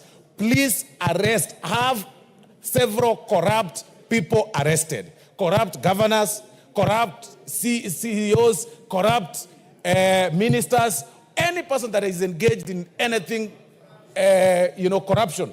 Have them arrested, have them tried. I see, okay, let me not say that because there could be some interest and I don't want to say much. Somebody raised an issue and said, we are telling him to arrest so-and-so. And then they said, if he hasn't arrested so-and-so and he keeps working with him, I don't want to say who, but I'm sure he'll arrest all the corrupt officers and all those people that are engaged in matters of corruption. So with those many, many remarks, Honorable Speaker, I request and urge this House to support this report, to approve this nominee. We have a lot of pending businesses about investigation. We have a lot of pending businesses on corruption that are already before the tables of ESCC. Please approve this great gentleman of this country. Let him serve. Go ye serve diligently. I beg to second, Honorable Speaker. Thank you very much. Honorable members, I therefore propose a question that, taking into consideration the findings of the Departmental Committee on Justice and Legal Affairs in its report on the vetting of a nominee for appointment as the Secretary/Chief Executive Officer of the Ethics and Anti-Corruption Commission, laid on the order, Honorable Anjala, order, laid on the table of the House on Tuesday, 3rd December 2024, and pursuant to Article 250(12) of the Constitution and Section 16(1) of the Ethics and Anti-Corruption Commission Act, Cap 7H, as read together with Section 3 and 8 of the Public Appointments Parliamentary Approval Act, Cap 7F, this House approves Mr. Abdi Ahmed Mohamud, MBS, for the appointment as the Secretary/Chief Executive Officer of the Ethics and Anti-Corruption Commission. Honorable Dr. Makali Mulu. Yeah, thank you very much, Honorable Speaker. Honorable Speaker, I want to thank the committee for the vetting process and their report. I've listened to the mover and the second, Honorable Speaker, and I think they have already prosecuted their case well, more so the seconder. The Chief Whip, the way he has presented this case, you would imagine that he knows this gentleman for many, many years. But I do agree that it is important for the country to see those people who have grown within the system being promoted. It gives them a lot of morale to work hard. It gives them hope because they know that one day you can be the CEO of the institution if you have just grown in the ranks, Honorable Speaker. And what is very interesting about this particular officer is that he has been in the investigative department for many, many years. So I know he knows what is supposed to be done. But Honorable Speaker, I want to share some statistics so that even as we approve this particular officer, because personally I have no problem with him taking over the position, but I think we need to put some statistics out there so that he knows what will be facing him in the very near future. Because I think, Honorable Speaker, the best way to test whether an institution is working is what Kenyans say about it. Honorable Speaker, every year, through Transparent International, we do conduct what we call Corruption Perception Index. Every year it comes out. And honorable members, it's important for you to note the following.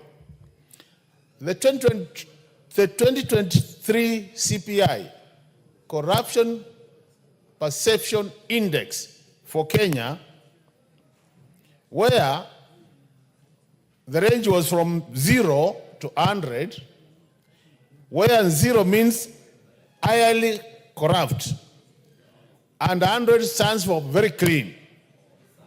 Kenya scored that one out of that range, way below the half mark, which means we are in the class of highly corrupt. In terms of countries, honorable members, Kenya was ranked 126 out of 180 countries. And that's what it says about this institution. We know, honorable members, corruption is a serious problem to many countries. Why is it serious? It is serious because it diverts the resources, public resources, to the pockets of very few. And in that case, you are not able to grow the economy. You are not able to address issues of poverty. So, what it means, honorable members, is that this gentleman called Mr. Abdi Ahmed Mohamed, who is an insider and who knows a lot, he needs to be very much aware of these statistics. So as he takes over, the expectation of this house and the expectation of Kenyans would be able to see the CPI improving for this country. And the chief whip, I think it is important we note the baseline where he is starting. He is starting at position 31, it is starting at position 126. So that in 5 years, in 10 years, we'll be able to be able to measure his performance. And if we go that way, we'll be helping this country. So I really have no problem with this, him taking over the position, but I thought it is wise to share these statistics. But the last thing, Honorable Speaker, as I see it after supporting. Honorable Speaker, if you look at what has been happening in this country, the EACC and the DPP, the so-called Office of the Director of Public Prosecution, we have seen some exchange of letters which are not good for this country. And many years, we have been pushing that the EACC is given some prosecutorial powers so that they can investigate, arrest, and prosecute. But we know our constitution does not allow that. So that is a challenge which, to some extent, has to be addressed, Honorable Speaker, if we have to give teeth to this EACC. With those many remarks, Honorable Speaker, I support the appointment of Abdi Ahmed Mohamed and wish him well as he proves these statistics. I submit. Major Bashir.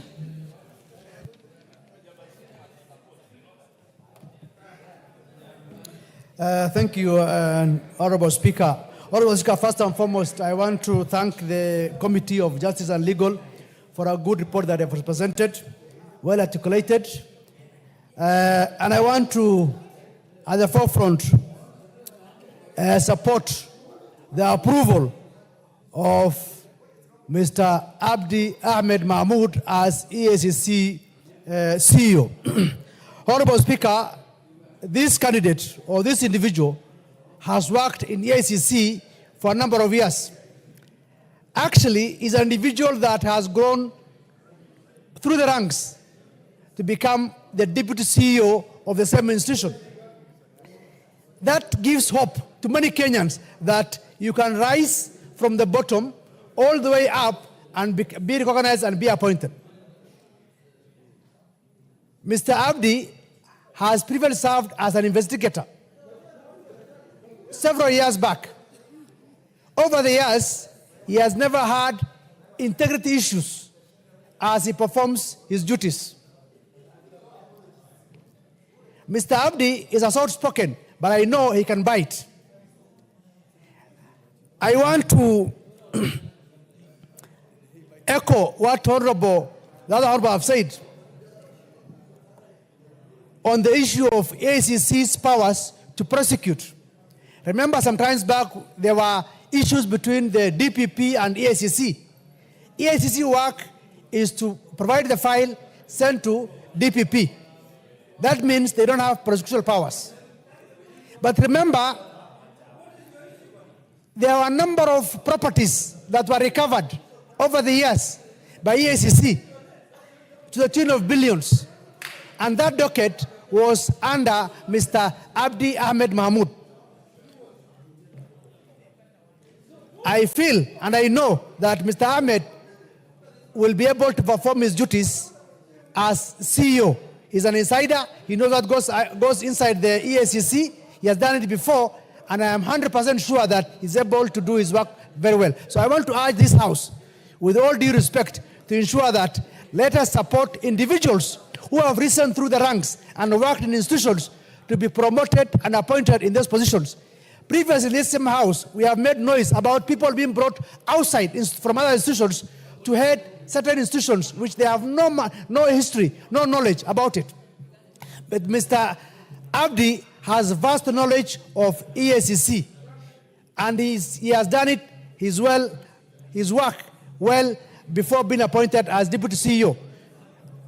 Before his appointment or this nomination, he was the Deputy CEO, just a heartbeat away from a CEO's position. That tells you he has performed very well and he can still perform as CEO. So with those few remarks, because I'm sure many members want to contribute, I want to urge this House to support the nomination of Mr. Abdi Ahmed Mahmoud as our next CEO, and I want to urge him also to ensure that he does his work well and ensure that with a soft spoken, he must bite and fight corruption in this country. Thank you, Honorable Speaker. Member for Keses? If not in the House, we'll have the member for Buri. Thank you, Madam Speaker. I stand to support the report of the committee. Madam Speaker, members of this assembly, the CEO of EACC will fight corruption being perpetuated by Kenyans of all origin. Madam Speaker, let us not try to look at Mr. Abdi as a Kenyan from a certain region. Madam Speaker, the mistake that we are going to do is to start now profiling some areas on some people. Let's look at Abdi as a Kenyan who deserves to serve this country. I'm convinced beyond reasonable doubt that Mr. Abdi has distinguished himself academically. And I really want to thank him because as a police officer who has served as a constable, a cadet all the way to senior superintendent, he possesses masters in law. He has attended various leadership programs in the world by FBI, Israel, just to name a few. This is one character that has brought out an image of what a real CEO in an institution like East Africa EACC. Madam Speaker, I stand because we are all fighting corruption. I am convinced beyond reasonable doubt that Mr. Abdi has the experience. He has grown within EACC as an organization. He understands the operations, Madam Speaker. I haven't come across any objection when the process was going on to say that he is not qualified, that to say that he has no experience, to say that he has indicated that he is not going to succeed. I join the other members. Please, let's look at this case very objectively. I saw Abdi himself presenting and representing, defending the position of EACC. And I think from an institutional point of view, that is a person that we need to trust. Madam Speaker, I join to say this. Corruption has really messed up this country. Mr. Abdi knows the loopholes. I have looked at the document and I've seen that they asked him so many serious questions, particularly on areas that he has identified as the key loopholes for corruption in this country. Madam Speaker, I have noticed that he has come up with a very serious strategies on how to fight corruption.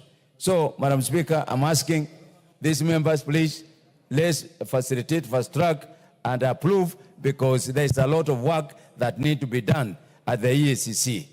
Secondly, Madam Speaker, there has always been conflict between the DPP and EACC.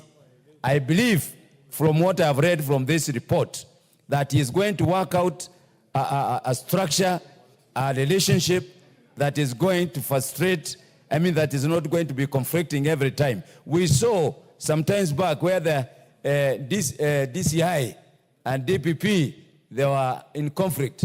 We don't want people conflicting. What EACC is an independent organization. We trust in our EACC. We trust that they will fight corruption. There's somebody who was shouting and saying that we are giving this position to people from one region. I totally disagree with that statement. Although it was not on record, somebody was shouting. So we are not going in that direction.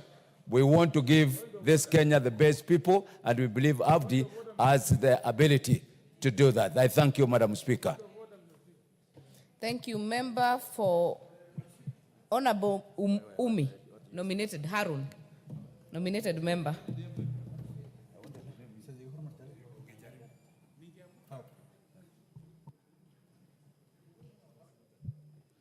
Thank you. Thank you, Speaker, for the chance.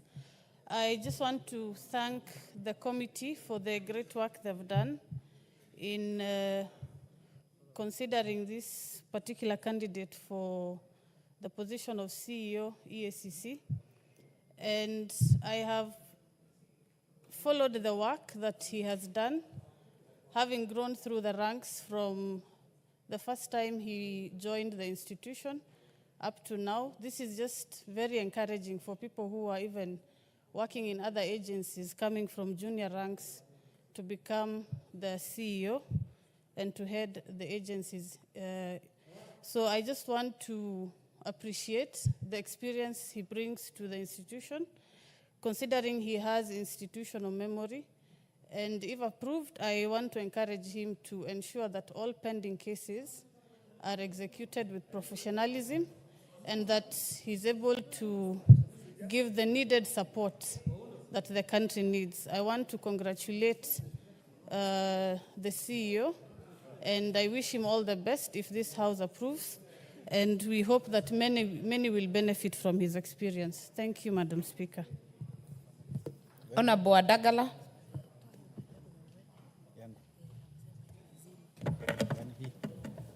Thank you, Madam Speaker, also to give me this opportunity to speak towards Abdi, who has been nominated and has been vetted by the Jailer Committee to take over the leadership of EACC. Madam Speaker, if I can remember, in the last parliament, I was in Jailer when you were vetting the outgoing CEO. He promised to do exemplary work, which I have seen he has done. There is a lot of money which has been recovered, assets recovered, and a lot of other things that he has done. And I want to thank the Jailer Committee. When they vetted Abdi, they have given a good report, and we are very sure, since Abdi was the assistant of the outgoing CEO, he has been working with him together, and I know he is going to do a good job. This is not an easy task. It will need dedication. It will need a lot of his time. It will consume a lot of his family time and his friends' time. He has to work well for this country, because corruption and other related cases are the ills that are disturbing us in this country. Therefore, Madam Speaker, I want to say JLAC did a good work. They vetted this incoming. If this House approves him, we are very sure that he's going to do a good exemplary job from where the outgoing left, and he's going to do more. We have seen cases whereby there has been a lot of differing between DPP and the EACC. Right now, we are hoping they're going to work as one team to ensure that process of corruption and any other ill monies gotten from corrupt means should be recovered, and most cases should be followed and be handled in a very good manner. Therefore, I want to see the way he's going to work. If you look at him, he is risen throughout the ranks. And this one shows that any other person will be happy working in an organization, knowing very well you can rise from a junior rank to the next level, up to even including holding the CEO's position. Therefore, we as Kenyans, we want, on behalf of the people who voted for me, I want to say that I'm supporting this nominee, and as he takes over, let him do an exemplary work for the Kenyans. Thank you, Madam Speaker. I support this JLAC report, and I support it. Thank you. Thank you. The Father of the House, Honorable Kenyan. By tradition, thank you, Madam Speaker. By tradition, you should have started with that, so you are breaking the tradition. Out of order, Honorable Kenyan. Anyway, let me go to this. I was just reminding you that, Madam Speaker, the history of EACC and the evolution has been. Thank you, Madam Speaker. Of course, she's asked me to thank you. I say thank you, Madam Speaker. The history of EACC. Can I have peace from my neighbors here? These good people from. Honorable members, keep the consultations to the minimum. Honorable Kenyan. Madam Speaker, the history and evolution of EACC has been turbulent, has been confusing, but luckily, the current constitution, the framers of the current constitution have decided to put it in perspective. And courtesy of the same constitution, we have now a constitutional commission which is not at the direction of anybody. Only the constitution directs how that organization is going to be run. Madam Speaker, you're also aware that in the past, the leadership of this commission has also been dominated by people from the academic world, technocrats, and all of them who have not been insiders actually to the commission. Their performance, both summative and formative, Madam Speaker, is something that is well known to the people of Kenya. Madam Speaker, the current candidate meets, first of all the constitutional requirements from Chapter 10, Chapter 6, Article 77, Article 78, Article 118, Article 124, Article 232, Article 250, all the legal requirements. Two, the candidate has also all the educational requirements. In fact, if you look at the CV, the candidate is a practicing lawyer. The candidate has also a master's degree in security. The candidate has also a degree in public administration, meaning this is a go-getter. It's a person who has all the educational requirements. If you look at also this candidate has also been subjected to public vetting. He has also gone through all the necessary vetting requirements. He has also been vetted, cleared by all the critical investigative institutions. But Madam Speaker, what is consoling is this is the time when the commission and the appointing authority decided to reward professionalism, an insider, a person who has been part of the making of EACC. And I think that's what this institution lacked. And therefore, what it means is that there is respect for professionalism, both, in an organogram, in an organizational structure, there is a vertical structure of the organization and the horizontal structure. That's a human resource term. Madam Speaker, once this candidate who has joined the investigative agencies, from a police officer, a cadet, all the way to an insider in the ACC, until today he is the acting CEO of EACC. It's a remarkable journey, Madam Speaker. And I want to thank the appointing authority, the panel that interviewed, for picking a candidate who is an insider, and I hope that is going to translate into action. Madam Speaker, on the face of it, the Kenyan society has been complaining. And I think we need to appreciate as leaders the changing dynamics of the Kenyan face, Madam Speaker. Today, as part of our governance platform, the social media effect is real. Anybody who wants to take the Kenyan community for a ride, we are not living in the past. The Kenyan society has changed. We must be part of the changing realities. What are the changing realities? We have a highly well-informed society. And even we as the leadership, we must take this into account, because if we don't change, we'll be changed by force. What are these changes? Everything that we used to hide under the carpet is now before the public domain. And therefore, what is our task? What is our responsibility as the leadership? Is to make sure we also align our thinking. We also align our behavioral activities.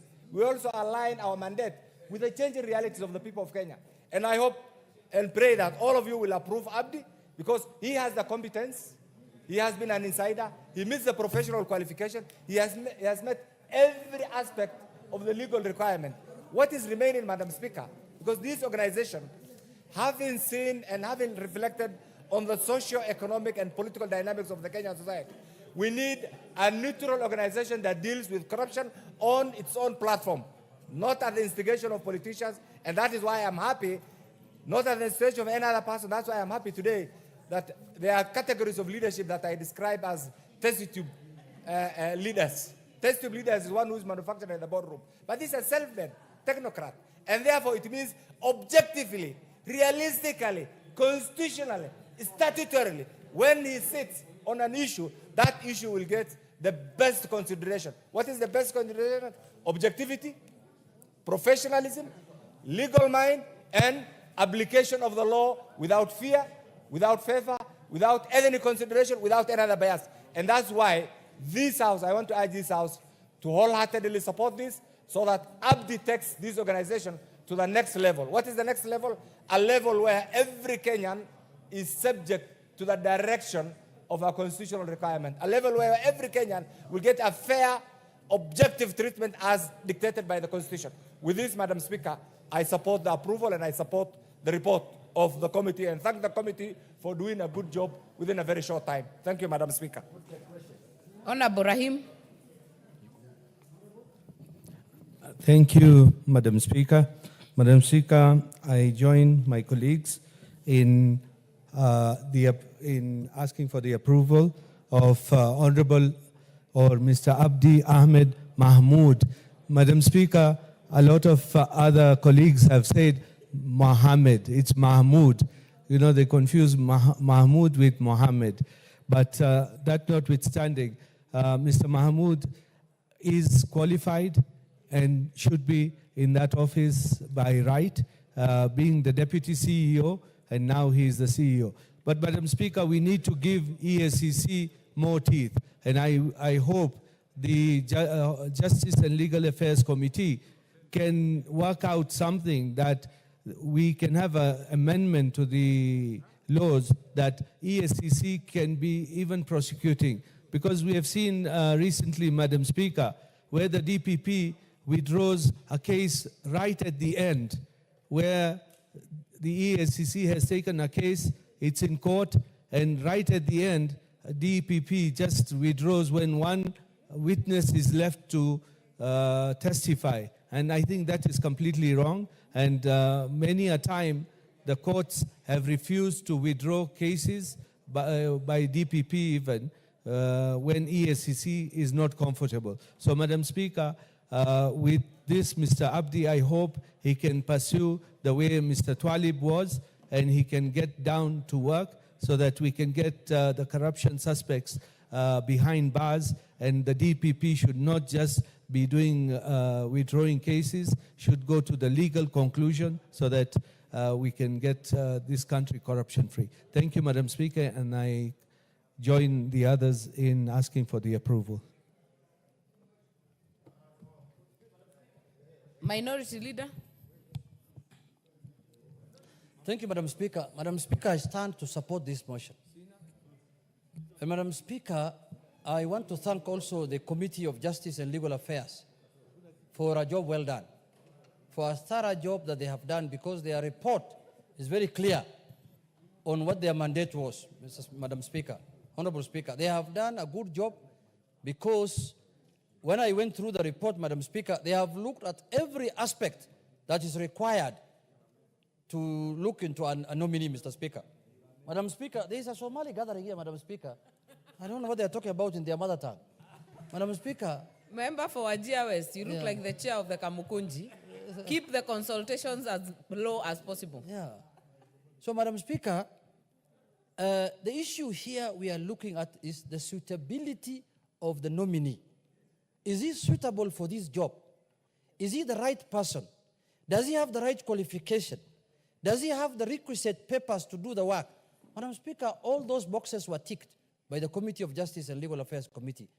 Any other business here is sideshows, Madam Speaker. You don't get employment in Kenya because of the community you belong to. You get job on merit. You get a job because you are qualified. You get a job because you can do it, Madam Speaker. You get a job because you are the right person to do that job. Madam Speaker. There were applicants that applied for this job. There were many. It was not only one person. There was a short list. There was a process that was followed. And the process, the job application was open to all Kenyans, Madam Speaker. And many Kenyans applied. And in their own wisdom, the recruiting people decided to shortlist and came up with his name and sent it to the president, and the president sent it to parliament for vetting. And what we are doing is the process of vetting, Madam Speaker. So the issue here we are looking at is the suitability of the person. And the person is suitable, Madam Speaker, because from the report of the committee, it's very clear that this is a veteran investigator, Madam Speaker.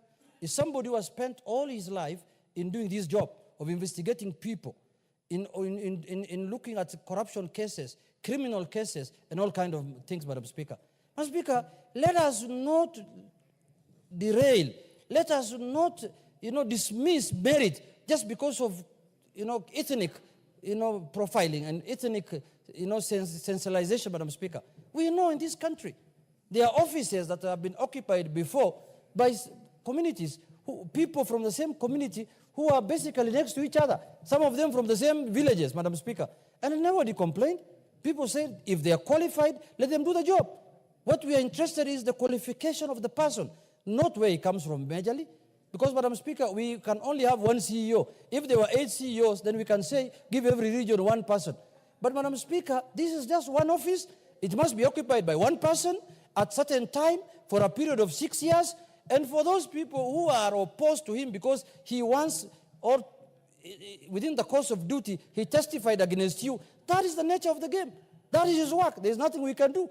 When we were dismissing the former deputy president, he testified, Madam Speaker. Why? Because he was the acting CEO of the Anti-Corruption Commission, and he had to do his job. And it is Parliament that requested him to come and give evidence, Madam Speaker. He didn't come on his own volition. So, Madam Speaker, I want to urge members that this, as per the report of the Justice and Legal Affairs Committee, not my report, even though I'm a member of the committee, not the report of any other member here, the report of the committee that was given the mandate to go and inquire into the suitability of that candidate came back to this House with unanimously that this is the right person, he's qualified. Because I don't want to create here a trend where you're going to profile people and deny them jobs because I'm worried for my child. After I leave office, my child might be brought here looking for a job and you say, oh, this is another Junet's son, he's from this community, that community. Myself, I don't represent my community. And I'm not interested in representing my community. And I will never do it. I am doing my 3rd term. I have never been elected by my community. They will never elect me. I don't want them to elect me unless I'm running for president. When I want to run for president, they must elect me. That is a responsibility they must do. But when I want a member of parliament, I want to be a governor, I want to be a senator, I don't want their vote. I have other voters who are Christians, who are non-Somalis, who are Kenyans, who know what democracy is, who know what Kenya is, who know what cohesion is, who know what people living together is, Mr. Speaker. Not like my community ancestral, who keep on fighting over small things, over constituencies and municipalities, Madam Speaker. What is out of order? Madam Speaker, is it in order for the Honorable Junet? And I do know, me and him, originally, we come from Mandera. Originally, that's our birthplace. The person who has the first right over you is the person who has mentored you, the person who has taken you through the process until you become something that anybody will be very proud of. So Mzee Sheikh Noh and my good aunt and everybody else who mentored Junet at his tender age, proudly, let me finish. Proudly, Honorable Kainan, order. Until the point of order is this. Order, Honorable Kainan. Can I finish? Order. Can I finish? Order, Honorable Kainan. I'm coming to something. I think you have already spoken to this motion. Honorable Junet has described his voters. I don't think anything is out of order at all. At all. Can I finish? At all. Junet, is he in order? And this is the point. He is elected by the good people of Migori, that we appreciate. But he's also a product of a very good community called the Somali community. Honorable Adan, Honorable Kainan. Out of order, totally. Is he in order to say that he's not their vote when they have been part and parcel of the making of the good Junet. Out of order. You're out of order, Honorable Kenyan.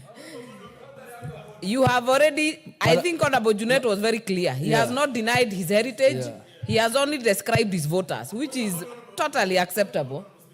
What is out of order, Honorable? What would be out of order, Honorable? No, I am still on Honorable Junet, Honorable Speaker, because Honorable Junet has stated that he does not need votes from his people. Honorable Speaker, Honorable Junet has been voted by all the communities that live in Migori, including the Somali community. So which people was it? I wanted him to clarify, Honorable Speaker, that which particular people was he calling his people and not his people? Who are not his people? Who are not his people? Honorable Junet, you have had the 2 points of order. Madam I know Speaker, you will do let justice. me respond to both of them. Madam Speaker, first. Do you want to be informed by Honorable Member for Buri? Honorable Rindikiri? Give him the microphone. What Honorable Junet is saying, he is not going to seek for elective position in Mandela, where he came from. If I got it right, and I'm sure that was he was implying. You will not go to Mandela, you will not go to where you belong to. Honorable Kenyan should not fear anything. Junet is not going back to Mandela. Thank you, Madam. I am not sure that information was for you, but I think he has helped you answer the question. So kindly continue. I think the information was for Honorable Kenyan. But Madam Speaker, you see, what Honorable Kenyan is raising is what was raised when the Constitution was being passed. That does life begin at conception, when it is conceived, or when you are alive? So if he's talking about conceiving, that's a different matter. But when I am an old man like this, I belong to Migori. But more importantly, Madam Speaker, it is true I rely on votes of all communities that live in my constituency. But I don't rely the votes of the Somali community to be a member of parliament in my constituency. It is negligent. It is small. It's minute. They cannot even make me an MCA. So I know where my voters are. Yeah, my voters are the people of Migori, all of them. But Madam Speaker, having said that, now I've lost my thought process, but I was saying that the candidate we are also today vetting or approving in this House, Madam Speaker, is a candidate who has all the required qualifications. But having said that, I also want to speak to the candidate that he must do his job. Kenyans expect, whoever is given match, there's also a Kisi here conference, Madam Speaker. The Somali one was behind me, this Kisi now. Madam Speaker, the issue here is that he must do his job. Kenyans expect of him much. Whoever much is given, much is expected. One of the cancer that has eroded the gains of this country, Madam Speaker, is corruption. And he's the one now who's being mandated to do the fight against that vice. If he knows and his conscience is not clear that he's not able to do this job, let him decline taking up this job. But if his conscience is clear that I am capable, I can do it, I have done it before, I rose through the ranks in the institutions, from the assistant director to deputy CEO, and now the CEO, if you are approved by this House. And your conscience is clear that you can do this job, then take up the job, if this House approves you, which I am asking and requesting members, because of the report we have been given by the Justice and Legal Affairs Committee, and the man has ticked all the boxes that were what was required of him, let us approve him, let him do the job. This is one institution that Kenyans are relying on to make their lives better, Madam Speaker. Because you know, it has been clear, it has been said before that a third of our budget, and even the current Minister for Finance said 2 billion shillings are lost every day through corruption. This is the man who can stop it. This is the man who can do the change that this country requires. This is the man who can make sure the resources of this country go to where it is needed, where you need to put your food where your mouth is, or your money where your mouth is. This is the man who can assure us doing that, Madam Speaker. Madam Speaker, this institution called EACC has gone through many phases. I remember one time, Senior Counsel PLL Lumumba just ran away. Or the House brought a bill that removed him as a CEO because of the confusion that was there. He didn't know even how to deal with these people. People kept on talking about big fish, middle fish, small fish, white fish, black fish, all the fishes, Kamongo, in the Lake Victoria where we come from. Madam Speaker, this man, whom we are giving this job, if we approve him, Madam Speaker, must bring at least 70% of corruption cases to conclusion, Madam Speaker. Many of corruption cases in court have been lost because of evidence, because of other issues, but I want to assure him that he will get the support of this House financially through budgetary support to make sure that this vice called corruption is eradicated in this country, Madam Speaker. In conclusion, he must work together with the office of the DPP, Madam Speaker. The DPP is also new in office. I think it's barely a year. He's doing his work.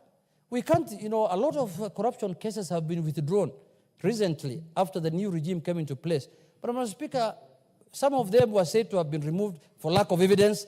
Some of them were said that the witnesses withdrew their papers or their witness. We don't know. But what we know is that corruption must be fought. And no other person is chairing now the commissioner than a bishop, a man of high integrity, a man that is respected in this country, Madam Speaker, a chairman who has, good career in the religious sector, Madam Speaker. So, Madam Speaker, with those few remarks, I urge this House, let us pass this gentleman, because he has worked in this institution for long. He's a good man. He will do his job.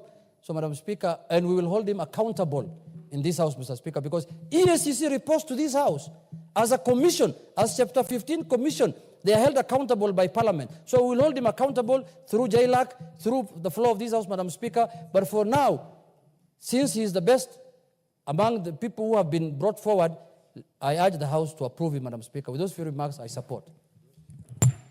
Honorable Dorothy Kiara.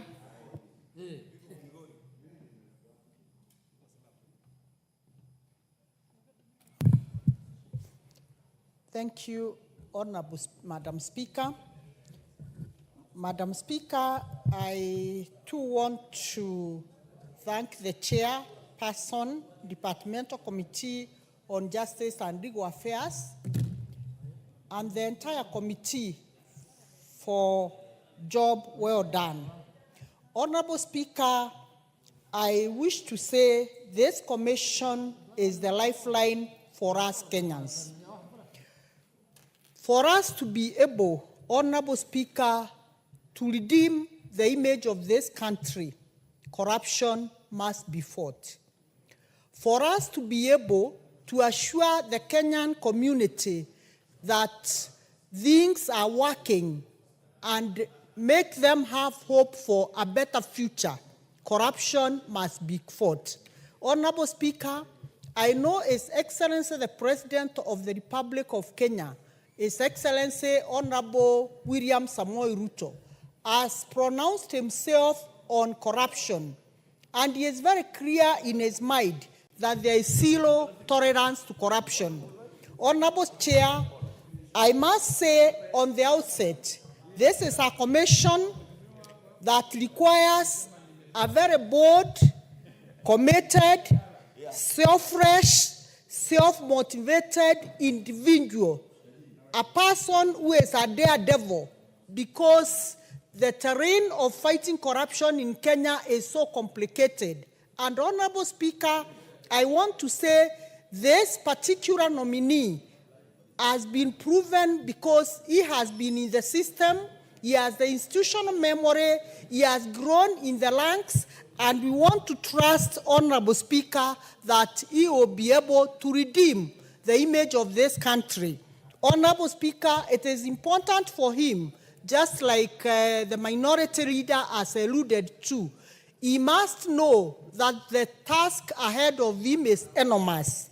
Honorable Speaker, he must be ready to fight and break the cartels, and at the same time deliver this country from the tight chains of people who think that they own this country. Honorable Speaker, I want to state that corruption, as we see today, is so deep-rooted that even in the international community, we are being cited as one among the most corrupt countries. So, Honorable Speaker, as I support the committee and support this nominee, Honorable Speaker, I want to wish him well and trust that You'll be able to take the mantle as the CEO of this very, very important body, and all our eyes are set on him, Honorable Speaker, and we wish him well. Thank you, Honorable Speaker. The Deputy Majority Leader. Thank you very much, Honorable Speaker. It's very nice to be back to this house after such a break. I know they've missed me here. But Honorable Speaker, for the person of Abdi Mohammed, Honorable Speaker, I want to unequivocally support this motion. Abdi is one such gentleman, is one such technocrat, is one such dedicated servant of this country, who, if we put at the helm of the EACC, he will do a commendable job. Honorable Speaker, I want to, at the outset, to support the committee's report. I've read the committee's report, and I think they've done a wonderful job in assessing the quality of a person that we are putting in that office. And I want to urge members of this House, including my friend Elisha, to support Abdi Mohammed to be appointed the CEO of the EACC. Honorable Speaker, if you look at the curriculum vitae of this gentleman, he has a law degree. He has been properly trained, including training at the FBI. Very few Kenyans have been trained at the FBI. But this gentleman that we're putting in charge of the EACC has investigative authority and knowledge, ability that he will use to ensure that we cripple corruption in this country. Honorable Speaker, I also want to take this opportunity to thank the CEO that is leaving, the outgoing CEO, Twalib Mubarak, who has been there, has held forte, and has done his best for the country. It is time that Abdi, who has risen in the ranks of the EACC, who has knowledge about this country, and has knowledge about profiles of corruption in this country, we have to give him an opportunity to run that organization, take it to the next level, so that we be an example of how to fight corruption in Africa and in the world. And in the name of Abdi Mohammed, in his ability, and I believe that he can do a wonderful job for this country. Honorable Speaker, a lot of CEOs who come to that organization, get entangled by politicians, by many people, and they become very ineffective. But the time that Abdi has been in that organization, we have never seen any opportunity. We used to have a deputy CEO called Marebo, some name, Mabea, who was actually the face of corruption within the EACC. And he perpetrated that, including trying, Honorable Speaker. No. I can say that because, Honorable Speaker, the same deputy was taken to court on issues of corruption, Honorable Speaker. And those are facts, Honorable Speaker. But we have had Abdi, who has been there on that seat, and we have not had any issues, Honorable Speaker. And therefore... Order, Deputy Majority Leader. Honorable Rahim, what is out of order? Thank you, Madam Speaker. Madam Speaker, the Deputy Majority Leader has to withdraw regarding Mr. Mobea, because if he is alleging that he was corrupt, he could not have been appointed he passed through this House to be appointed an ambassador for Ireland. So he has to withdraw, Madam Speaker. He has to.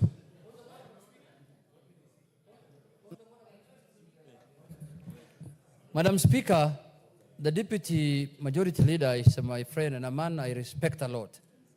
But Madam Speaker, I want to request him to withdraw, because this is a house of record and this is a house of procedure. Madam Speaker, without any substantiation, Madam Speaker, you cannot say Mr. Michael Mabea was the face of corruption. Michael Mabea is one of the most distinguished career anti-corruption, crusaders, Madam Speaker. And subsequently was appointed as an ambassador to the Ireland. Mr. Speaker, I think he's talking about another person. He might be confusing the names. But that is not the Mabea that we know. Madam Speaker, I Thank request you. that, You've that will made be your expunged point. from the record of the House, Madam Speaker. You have made your point. The Deputy Majority Leader be Madam- guided by Standing Order 91 on statement of facts, so that you're not injurious to the person of another person with no facts. Honorable Speaker, I am not in the habit of withdrawing, but I want to withdraw that statement because of my respect for the leader. And also because of statement Continue, of fact. Honorable Owen. You don't Yes. have to justify. Just okay. continue. So I continue, Honorable Speaker. So, Honorable Speaker, I want to say this, that I believe Abdi Mohammed, when he takes that position, he will ensure that there is integrity within the integrity community of EACC, because it has suffered a lot of backlash as an institution. It has been accused as, EACC has been accused as one of those institutions that has not fought corruption in this country vehemently. So, Honorable Speaker, I want to urge him as he takes over the mantle, and I want to ask members here to support him so that we appoint him, give him the job. But we'll hold him accountable for what happens in that EACC. You know, a lot of the time, a lot of the issues that are said, this government is corrupt, this government there has a lot of corrupt officials, but we have an organization whose job is to ensure we do not get into that pitfall. So the contradiction that we have an organization well-funded, an organization well-established. It has been there for many years, and yet we hear that there's corruption in this government. Today, when you hear the churches speak, they talk about corruption in this government. They talk about corruption. But we have a corruption institution in this. What is it doing? So I want to say this, and I want to urge Abdi Mohammed that as he takes over the mantle at EACC, he fights corruption with every drop of his blood to ensure that this country is not ranked anywhere among the corrupt countries. That everybody else that will speak about, he will say that action has been taken and those that are corrupt are in jail, and we do not have such things. Honorable Speaker, there have been many delays in terms of investigation. A case that takes, for example, 7 years to be investigated. We had this recent case where investigations went on until all witnesses died, and there was nothing else to do. We should never. Investigation must be expedited, people taken to court, so that this country, you know, there's a time the former president said we lose 2 billion shillings a day. 2 billion shillings a day through corruption. But that is an indictment on the EACC. What are they doing? What are they doing? So I want to believe that as Abdi Mohammed is approved by this House and given the job, he will actually ensure that this country moves forward in the war against corruption, and that will be a corruption-free. We must cripple this animal called corruption. And I want to ask members of this House to support Abdi Mohammed so that he gets this job and he does a good job. I thank you, Honorable Speaker. For proper record, Honorable Owen, it's Muhammad, not Muhammad, as had been corrected by member Honorable Dawood. The next chance will go to Honorable CNN, Honorable Member for Mwingi West. Thank you, Madam Speaker, for giving me this opportunity to add my voice to this special motion by my brother and my friend, Honorable Motuse. Together with committee, I want to appreciate them for the due diligence they have done to vet this candidate for this critical, important office in our country. Madam Speaker, I would like to say that the person who is being discussed here is well known to me, and I have got no doubt he has got impeccable credentials to run this office if he is late and if he is actually enabled a given good environment, Madam Speaker, to execute his mandate. Madam Speaker, I will just point very well that in Kenya, we are ranked worldwide 126th out of 180. So we can call ourselves as one of the most corrupt countries in the world. Madam Speaker, there is uphill task there to do for this Mr. Abdi to make sure we improve, at least we go below 100% out of 100 out of 180. Madam Speaker, the issues of corruption has taken us backward as a country. And if we can fight corruption, we are going to eradicate issues of inequality, issues of we are talking about equalization of funds. We are supposed to share our resources equitably so that we don't have to keep on allocating some of these funds, Madam Speaker. Madam Speaker, we have to emphasize the issues of transparency and accountability in our offices. And that is why we need this office, and it's very important to do it. Madam Speaker, there is an issue I want to raise with this office.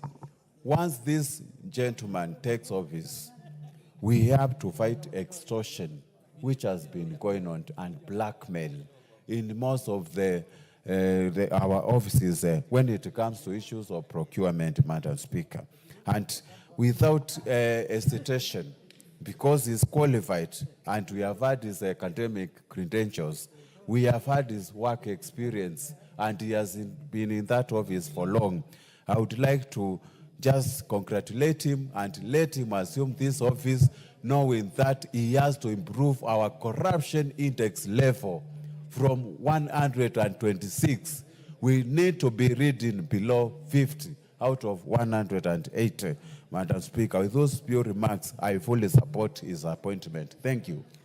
Member for Wajir West. Thank you, Madam Speaker, for giving me this opportunity to also add my voice to this report. From the onset, I want to thank the committee for approving and recommending Mr. Abdi Ahmed Mahmoud for the nominee of the office of the CEO of EACC. Madam Speaker, to start with, Mr. Abdi, as has been said by all the colleagues who spoke before me, was a career investigative officer. He started from a police officer.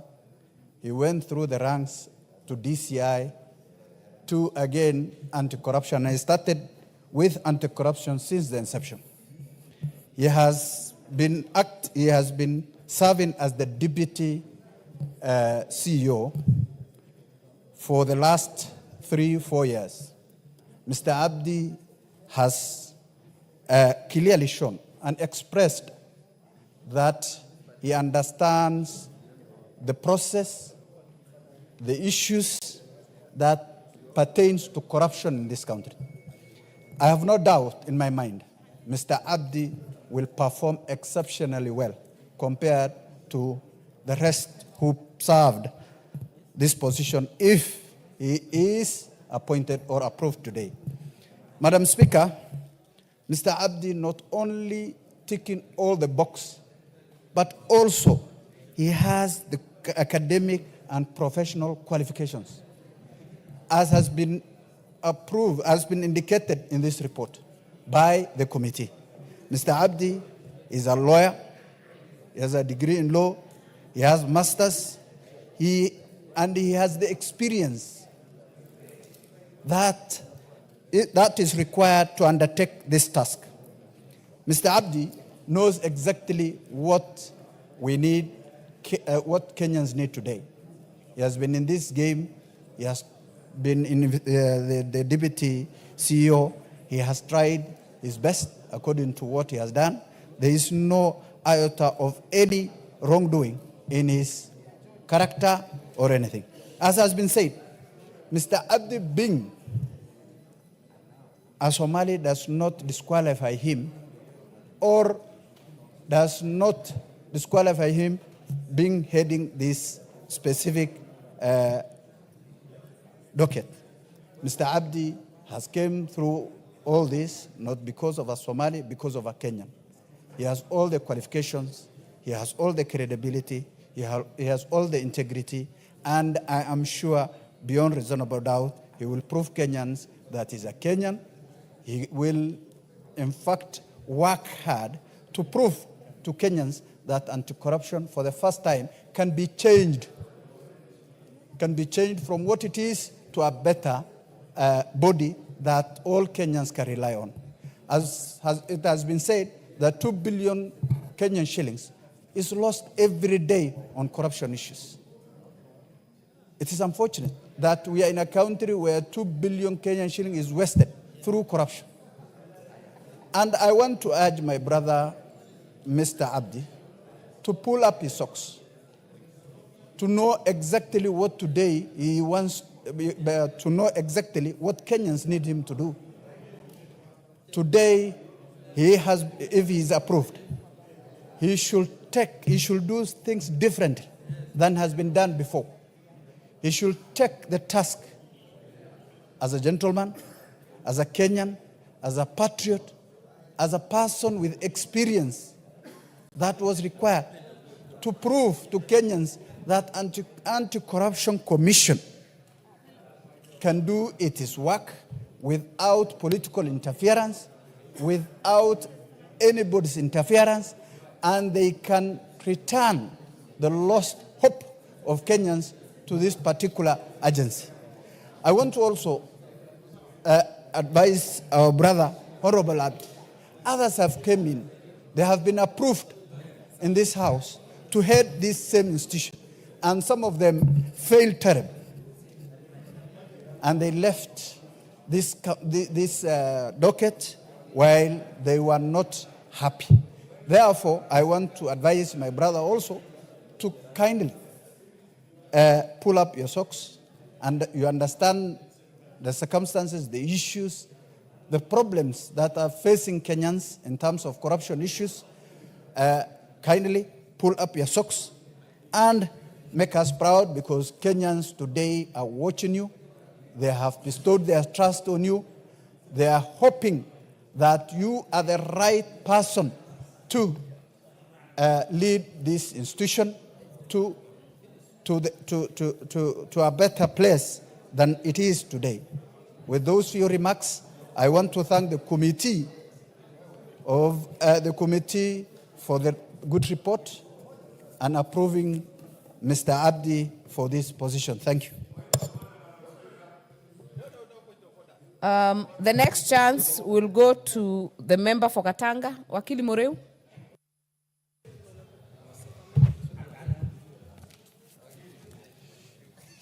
Thank you, Madam Speaker, for giving me this opportunity to ventilate on this motion. I want to confirm that I'm a member of Justice and Legal Committee, which burnt the midnight oil to vet this candidate, and I want to assure the members that we are found in fit and proper to be the CEO for the next years in EACC. Madam Speaker, maybe allow me just to give this House a few statistics to be able to show the extent of the job ahead of Mr. Mahmoud. Kenya is number 31 in terms of corruption index from Transparency International, and on a larger scale internationally is number 126 against 180 countries. Madam Speaker, the success index for this candidate is to ensure that Kenya moves out of from number 126 to way below 100. The most clean countries out of corruption are Singapore, New Zealand, Finland, and also Transparency International says, or the reports indicate, that the most corrupt countries in the world are Syria, Southern Sudan, and Venezuela. But I'm Speaker, why I'm saying that is because I want the member, and in particular our committee, to know that the responsibility given to the sitting member, to the CEO, if this House is going to adopt this report, is that he has the corruption has an angle to the welfare of the country. The countries who have been mentioned to be most corrupt are the countries whereby they are poorest. The countries whereby the index from Transparency International has said they are least corrupt, the standards of living of those people is very, very high. And therefore, Madam Speaker, the duty and responsibility of the CEO, if this House finds him proper, is enormous, and we must make sure that that responsibility has come down. Madam Speaker, if I talk about corruption, Corruption, Madam Speaker, is not a disease. It's not an issue of poverty. It is not a genetic inheritance that Kenya we are corrupt. Madam Speaker, corruption is just bad manners. Just bad manners, Madam Speaker. And Madam Speaker, bad manners, the way to kill bad manners. I know there are courts, there are judicial process and the like, but also I want to urge the CEO to do differently from his predecessor. Bad manners can only be addressed by teaching people and linking corruption with poverty. We need to start curriculum in our schools to educate our children and our grandchildren that corruption will make this country remain poor.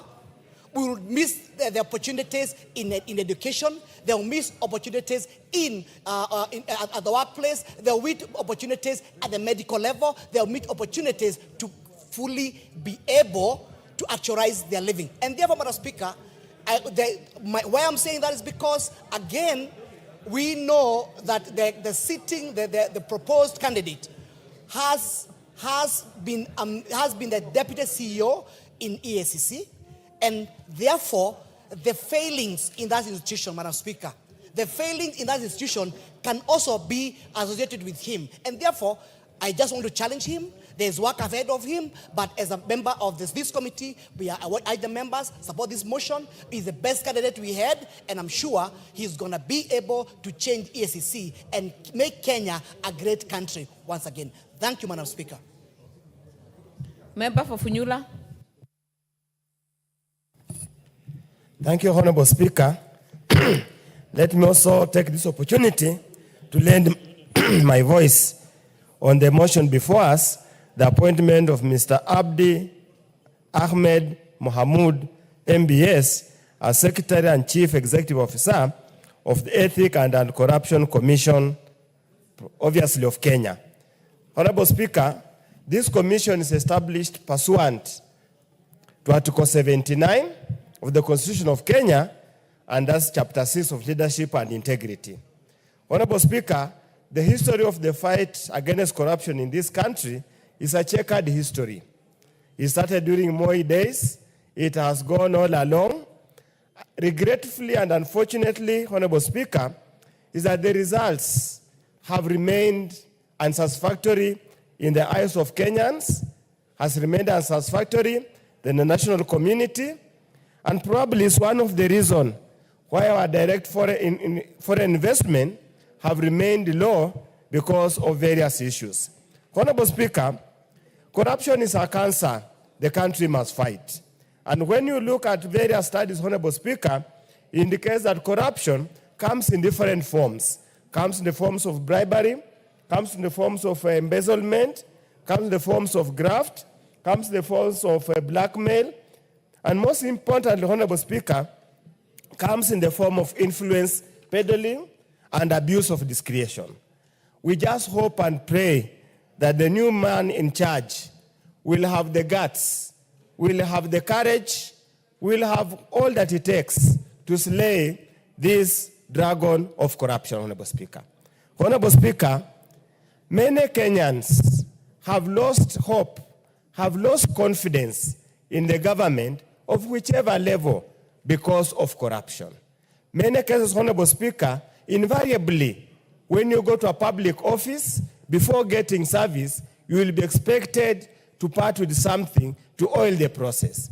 Even getting a letter moving from one point to another to get approval, you will not be surprised if even a junior officer asks you for a bribe. Honorable Speaker, it's so ingrained in this country, it has gotten to a level that nobody believes that you can get an appointment or anything in this country unless and until you know somebody in this country. Honorable Speaker, just a few minutes ago, a teacher has called me that she has been told that members of parliament have got letters of appointment for teachers. That she has been told TSC cannot employ you unless the member of parliament has given you a letter for employment. This mentality, Honorable Speaker, that nobody can get anything based on merit, is something this commission must fight. Probably this commission is so focused on a narrow prism of their mandate, yet their mandate is so wide, literally covers everything under the ethics and leadership chapter.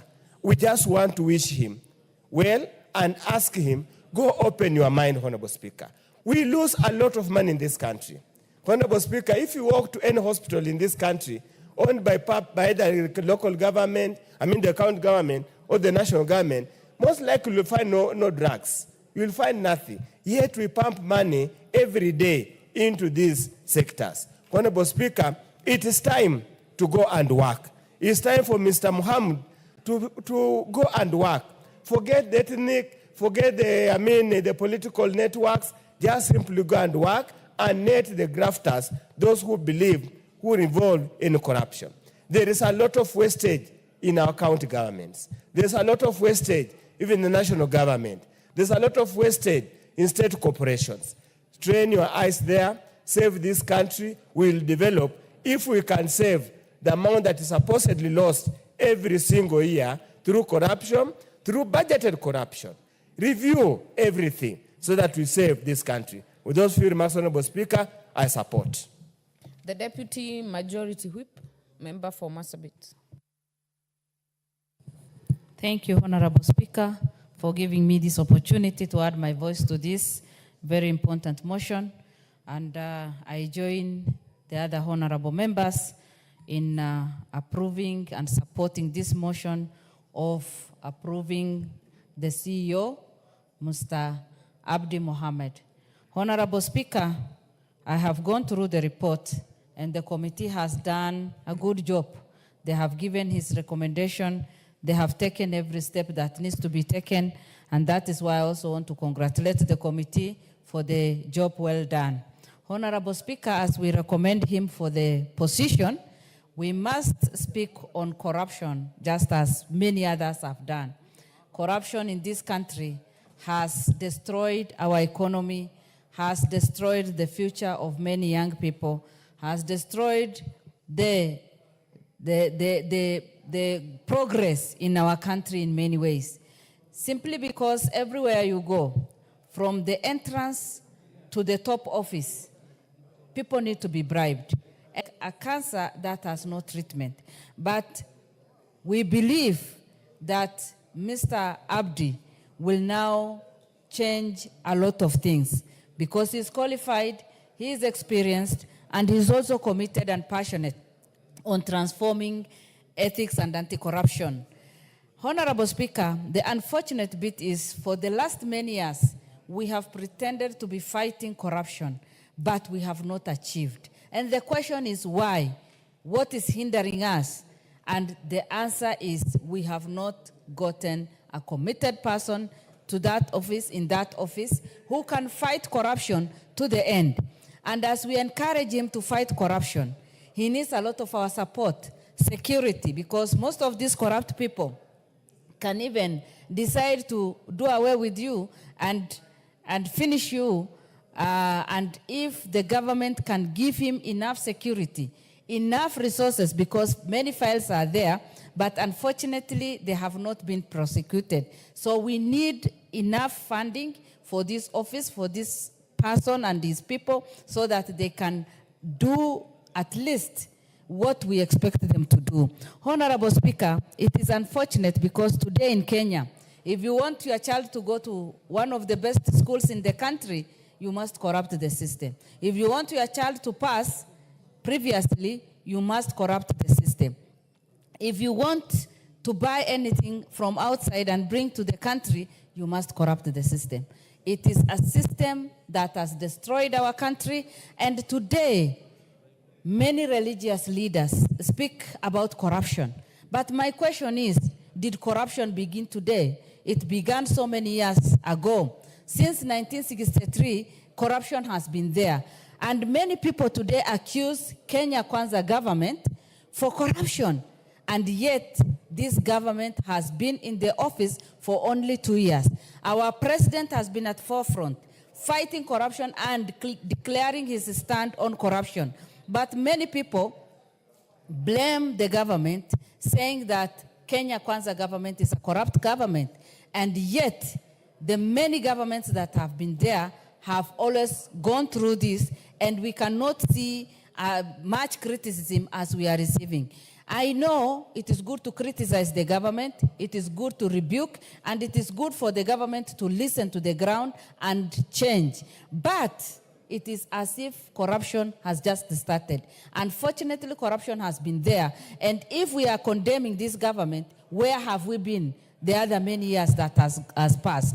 And even for ethics and anti-corruption, that has been there for centuries and have not made serious steps, or has not done serious investigation, has not prosecuted anybody. I must say that as a nation, as parliament, we must say that we need serious report at the end of every year so that those people who have been found guilty can be presented to the relevant committee. Honorable Speaker, when devolution came, when our Constitution 2010 gave us devolution, it is like corruption was also devolved. There is even much corruption in the counties than at the national level.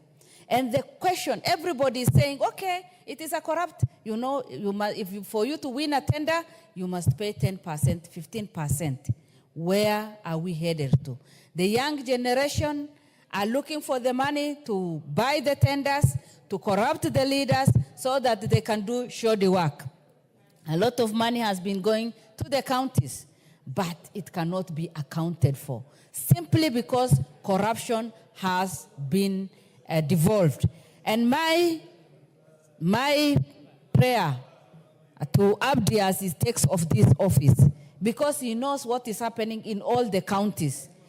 The idea of having ethics and anti-corruption at the regional level or in different areas, and yet we know very well that those officers have been corrupted and they are paid by the individuals in the counties so that they don't take any action. We don't want to hear any of that.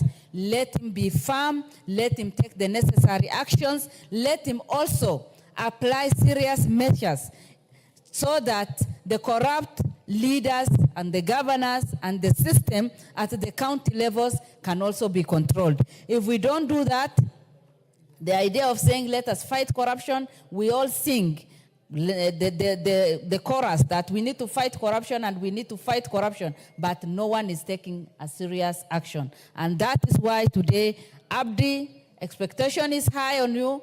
Kenyans have a lot of hope, and we expect you to take some serious measures on the corrupt leaders, be it politicians, be it government officers, or anybody. We need to take some serious action. And what Kenyans want today, and especially with the taxation that is there, we are giving a lot of money, but everybody is wondering where this money is going to. And the many people say it is the corrupt system that consumes our money. Let us make sure that Kenyans give their money, but accountability must also be there.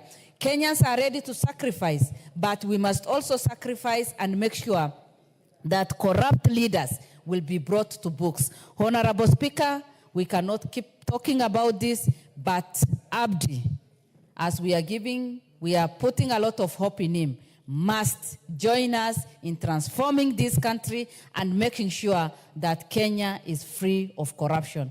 Thank you, and I support. Major Deko.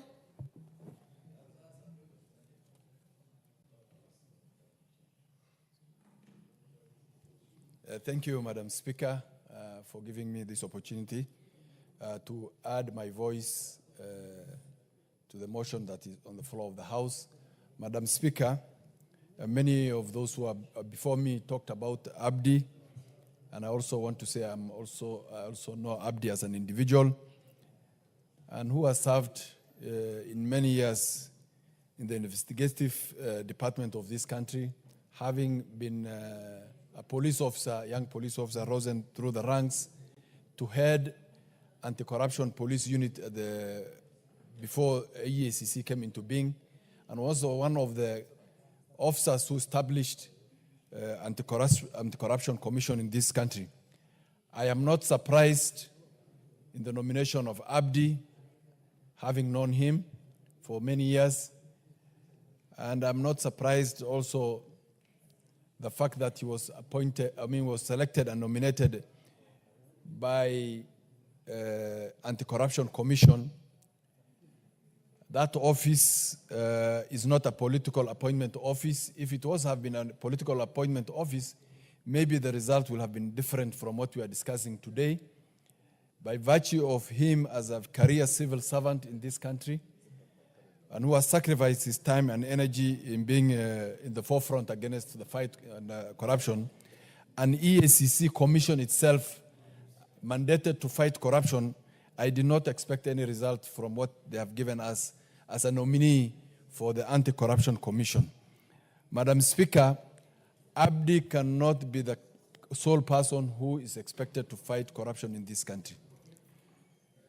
This country, the issue of corruption is a cancer, it's a threat to our national security, it's a threat to our national values as a country, it's a threat to our service delivery, it is a threat to our coexistence as communities and society in this country.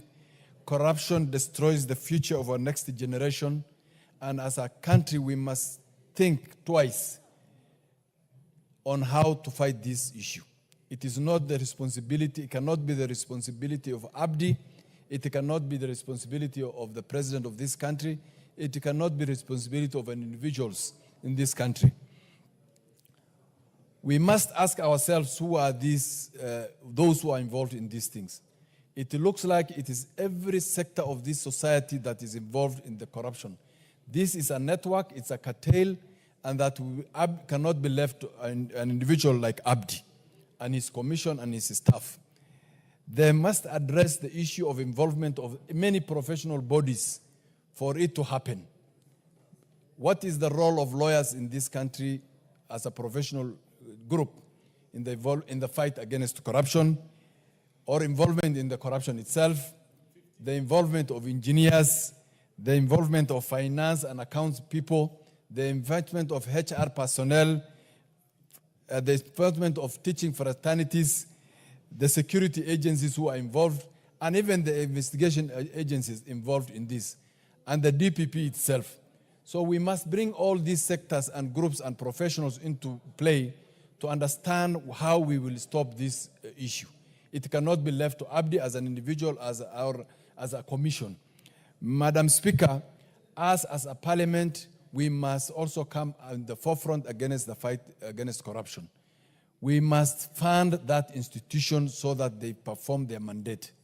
If we do not give them the enough required resources, they will not be able to fight this vice or this cancer that is affecting our country.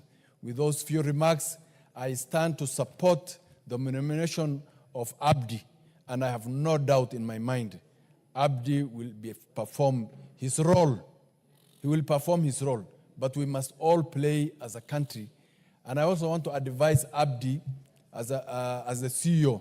Kenyans have lost faith in all the institutions that in this country, from the presidency, from parliament, from the executive, the judiciary. Every institution of this country, Kenyans have lost faith and hope in it. It is for him to restore that faith in his institution. Thank you, Madam Speaker. Thank you. Member for Ijara. Thank you very much, Madam Speaker, for giving me this opportunity to contribute this particular motion, which is a very important motion in our country. First, I would like to appreciate and congratulate the Committee for Justice and Legal Affairs for conducting a thorough vetting processes and presenting a comprehensive report on the nominee. It is clear from their finding that Mr. Ahmed Mahmoud is a man of integrity, competence, and committed to the public service. Madam Speaker, Mr. Ahmed hails from Ijara constituency, a fact that fills us with pride as a community. And in his previous role as a regional commissioner, as a senior investigator, as a director, and as a deputy CEO of EACC, Mr. Ahmed demonstrated There is a point of order. Honorable Major Deco, what is out of order? The Member of Parliament for Ijara constituency is misleading the House in the fact that Abdi Ahmed Mahmoud, the current nominee for EACC, comes from Ijara constituency. Abdi Ahmed Mahmoud is a voter in Garissa town constituency, and he votes in polling station Garissa Government Guest House. Thank you, Madam Speaker. Member for Ijara, I think we are going to have a friendly fire here, but I think one of them will have to give in. But Honorable Member for Ijara, does he come from your constituency or from Garissa town? I think, Madam Speaker, I want to say and make it categorically very clear in front of this House that Mr. Ahmed comes from Ijara constituency. In terms of the genetical and geographical location, Ahmed belongs to Garissa County, belongs to Asal counties, belongs to Ijara. But even if he's a Kenyan... Honorable Member for Ijara, I think let's agree. Mr. Mohamud belongs to all of us. Yes. Please, he belongs to Kenya. Okay. Please continue. Okay, thank you very much. Mr. Mohamud is a Kenyan, and he belongs to all of us, and I support that. So I want to say that in his previous role as a deputy CEO at EACC, Mr. Ahmed demonstrated extraordinary leadership. He spearheaded initiative to enhance public accountability, streamline institutional process, and build partnership to combat corruption. So and I believe if given an opportunity, Mr. Ahmed will not let down the Kenyans, and corruption is a menace. It is what is killing our generation, and I believe with the capacity and experience of over 19 years as an investigator and within the system, Mr. Ahmed will make sure era of corruption ends in this country. And if you check back the collision, the KK collision, it is very clear that our president and our coalitions, we want a zero tolerance to corruption. And through Ahmed and EACC as a commission, with that extra budgetary allocation, I believe Mr. Ahmed will deliver. And Kenyans, I want to tell Mr. Ahmed that Kenyans have high hope in your leadership. And it is your opportunity to make sure that Kenyans are satisfied with your work, and I believe you can do. Without few remarks, I want to request a support on the House, from the House to support Mr. Ahmed as a CEO of EACC. Thank you. Kawanjiko. Madam Speaker, I rise on Standing Order 95, reading the mood of the House. The majority of the members are in agreement with the Committee of Legal and Justice Affairs that Mr. Ahmed Abdi be the secretary of the EACC. The mover be called to reply, Madam Speaker, so that we make sure that Mr. Ahmed, in the next few days, he takes the oath of office make sure that Honorable Kawanjiko, do not take the shortcut to debate. You move that the mover be called to reply. I will put the question to the House as is on the Standing Order 95. So the House will make the decision. Honorable members, order. Honorable Dena, the speaker is on, you cannot possibly rise on a point of order. Honorable Kwenya, you do not shout in the House. We do things in decorum. Therefore, honorable members, I will put the question that the mover be called to reply. As many as are of that opinion say aye. As many as are of a contrary opinion say nay. The ayes have it. Honorable Mutuse.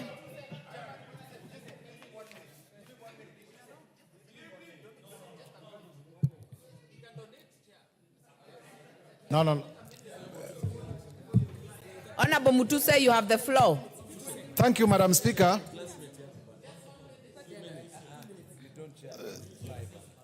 I noticed that there is a lot of enthusiasm on this issue. But be that as it may be, the matter must also come to an end. And therefore, in respecting the mood of the House, that we put this matter to closure, honorable members, including those who are my very good friends, allow me to reply as follows. Honorable members, please be guided that debate closure under Standing Order 95, you cannot donate minutes. Let me put that to close. We are not able Kindly to donate reply. minutes, and I am properly guided. I want to thank honorable members for the robust debate and for the robust contributions to the debate on the approval and appointment of Mr. Abd Mohamud to be the next CEO of the Ethics and Anti-Corruption Commission. In doing so, the honorable member from Mavoko constituency did ask whether there were other people who also competed for the same position. And Madam Speaker, I want to inform the House that upon the placement of the advert, a total of 172 Kenyans did apply for this position. 14 were shortlisted by the commission, and upon interviews, Mr. Abdi Ahmed emerged the best, scoring 83.5% among the 14 who had been shortlisted. Mr. Makali Mulu also gave us statistics upon which the basis for Mr. Abd Ahmed's work will be predicated, and we thank him for that. In terms of the several members who have spoken to the question of EACC being given prosecution powers, you are aware that prosecutorial powers emanate from Article 157 of the Constitution, and this question was actually put to the nominee, and I want to refer you to paragraph 60 of our report. And in paragraph 60 of our report, we are recommending, as the Justice and Legal Affairs Committee, that the DPP does gazette lawyers working under EACC as prosecutors, because the DPP has that power to gazette prosecutors, so that lawyers who interact with cases at EACC may also have the opportunity to prosecute the same cases in court. Madam Speaker, I now wish to reply and request that at the appropriate time, the House does approve the appointment of Mr. Abdi Mohammed, so that at the appropriate time, he takes over from the current CEO, even as we congratulate him towards the end of his contract. Thank you, and I thank you, Madam Speaker.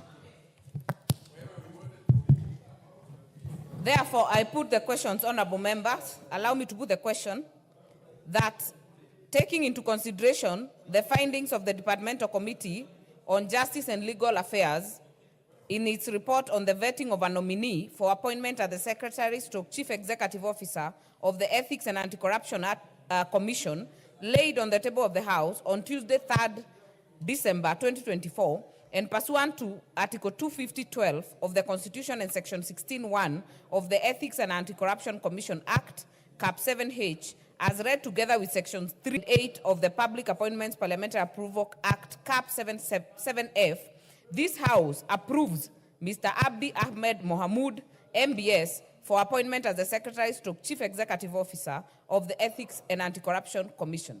As many as are of that opinion say aye. As many as are of a contrary opinion say nay. The ayes have it.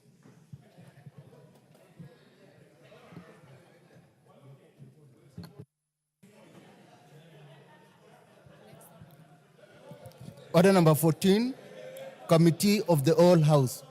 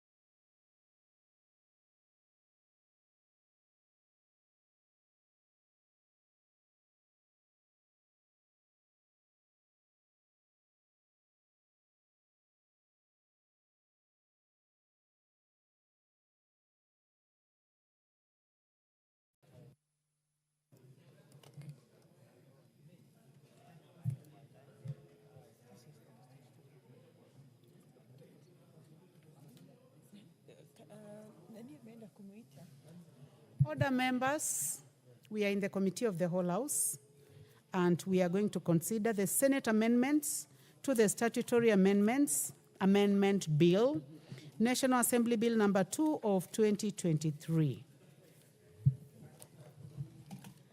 Senate amendments to Clause 2.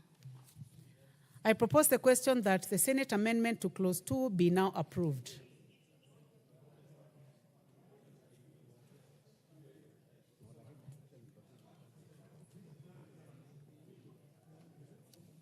Honorable members, the committee was in agreement with the amendments.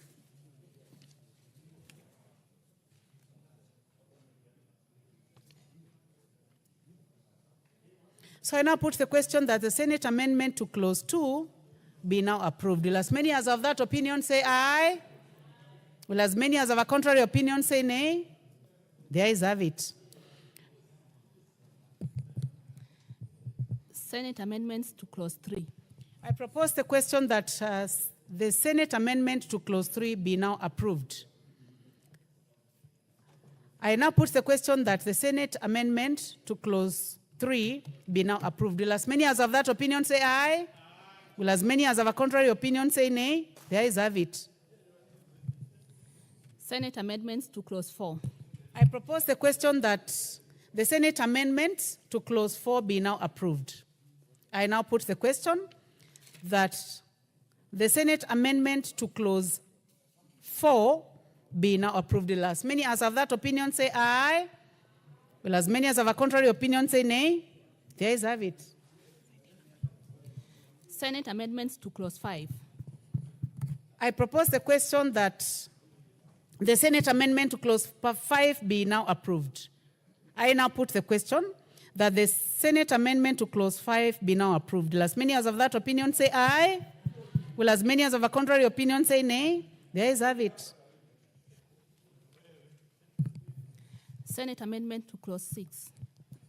I propose the question that the Senate amendment to Clause 6 be now approved.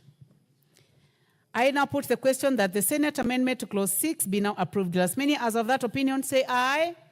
Will as many as of a contrary opinion say nay? The ayes have it. Senate amendments to Clause 7.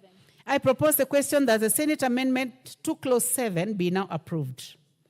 I now put the question that the Senate amendment to Clause 7 be now approved. Will as many as of that opinion say aye?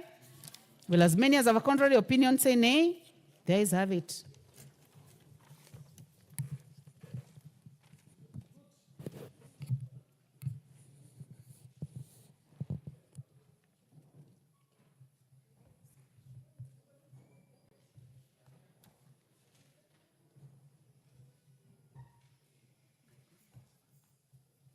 I would now like to call upon the mover.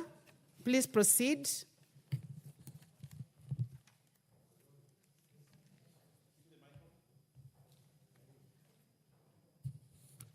Please pass the mic to the majority leader.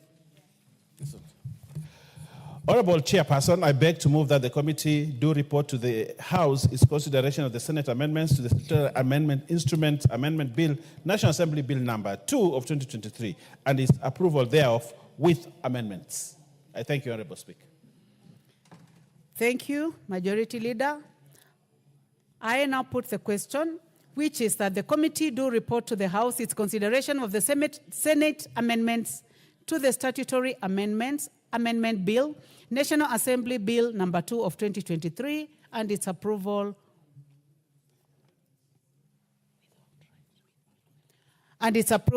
with amendments. I want to take that again. I now put the question, which is that the committee do report to the House its consideration of the Senate amendments to the Statutory Amendment Bill, National Assembly Bill number 2 of 2023, and its approval without amendments.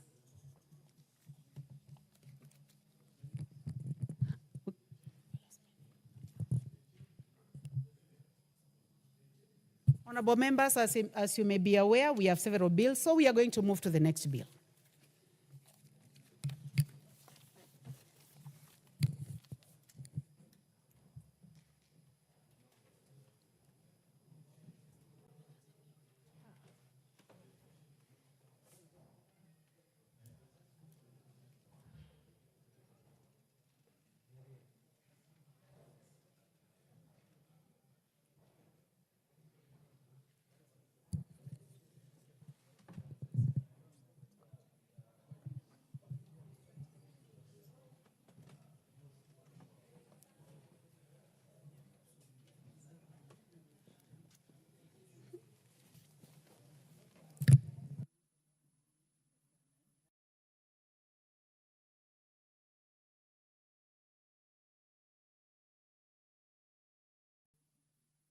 Finance and Trade. I would like to find out whether the Chair, Finance, Trade, I can see the Vice Chair, but is the Chair, Finance in the House or anyone who has been appointed? Majority Leader, kindly approach the table.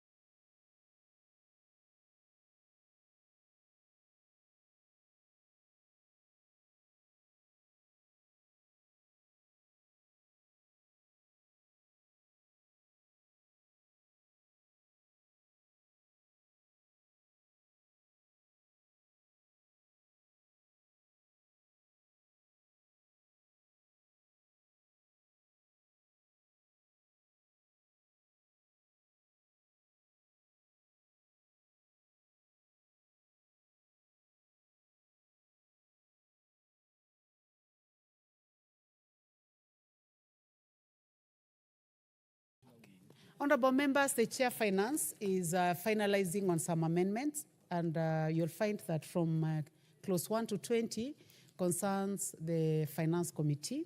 We have the Chair Trade who is here. I know the Trade Committee is dealing with 20 to 38, but we'll make some consultations and then we'll make a decision. Good. Honorable members, Chair Finance is here. Chair Finance, you're welcome.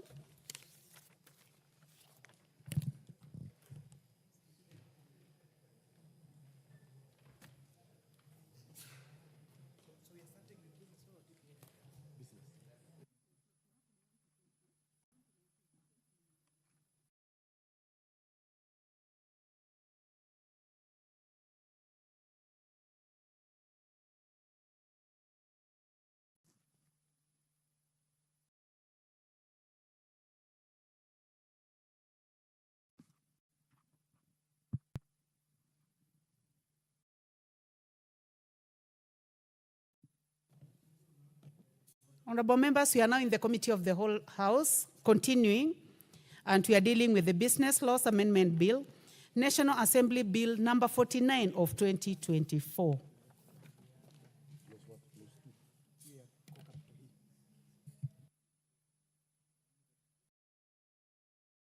Clause 2.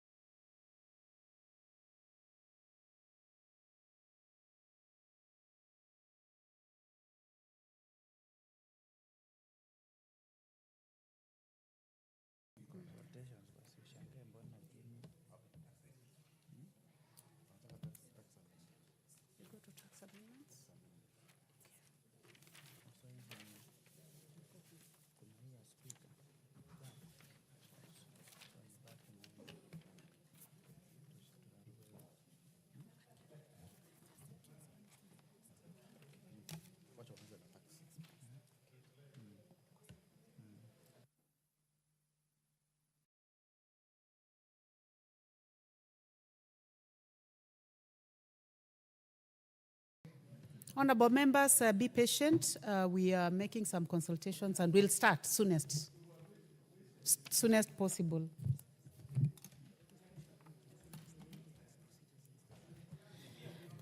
So, honorable members, on further consultations, we have agreed to start with the Tax Procedures Amendment number 2 Bill, National Assembly Bill number 46 of 2024.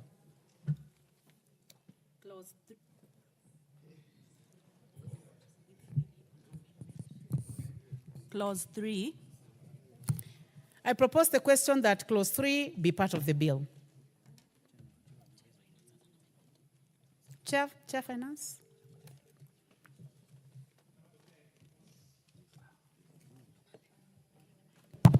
Honorable Chair, I propose that Clause 3 be amended in the proposed section 37E, in subsection B1 by deleting the expression that 1st December 2022 and substituting therefore the expression that 1st December 2023. In subsection 2 by deleting the expression that 1st December 2022 and substituting therefore the expression that 1st December 2023. And in subsection 3 by deleting the expression that 1st December 2022 and substituting therefore the expression that 1st December 2023 appearing in paragraph A. And in subsection 4, by deleting the expression that 1st December 2022 and substituting therefore with that 1st December 2023. This amendment is seeking to extend the amnesty period in order to increase the period under which the proposed amnesty covers, to ensure that more taxpayers take advantage in fulfilling their tax obligations without incurring interest and penalties, and earn the government more revenue in terms of taxes. Thank you. I propose the question that Clause 3 be amended as proposed by the Chair. Honorable members, those who want to participate in this, please go to the intervention button. The Honorable Rahim Dahoud. Thank you, Madam Chair. I agree with the Chair on this one. It's the proposal I had made yesterday, and I'm happy the committee has taken note of it and did the change. Thank you, Madam Chair. Honorable members, I now put the question that Clause 3 be amended as proposed by the Chair. Will as many as are of that opinion? I can see the Honorable Mayaka. Before we put the question, please go ahead. Thank you, Honorable Speaker. Madam Chair, this is a very important clause. And the reason we support, and especially the amendment which most of us spoke to yesterday, on staggering the period for the banks to maintain minimum core capital banks. I just want to support this particular amendment because the staggered period now actually makes sense and it's more realistic for the banking industry. So in as much as we want to bring sanity to that space, we also have to be very accommodative to especially the new banks. Clause 3. That's procedures. Honorable Mayaka, we went to the Tax Procedures Amendment number 2 Bill, National Assembly Bill number 46 of 2024. So, honorable members, I'll now go ahead and put the question. I go ahead and put the question that Clause 3 be amended as proposed by the Chair. Will as many as of that opinion say aye? Will as many as of a contrary opinion say nay? The ayes have it. I now put the question that Clause 3, as amended, be part of the bill. Will as many as of that opinion say aye? Will as many as of a contrary opinion say nay? The ayes have it. Clause 4. I propose the question that Clause 4 be part of the bill. Chair, you have an amendment? Chairperson? Clause 4. It is indicated that you have an amendment.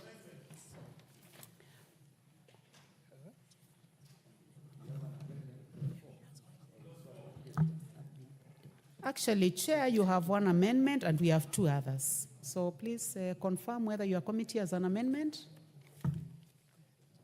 We'll give you a minute to consult.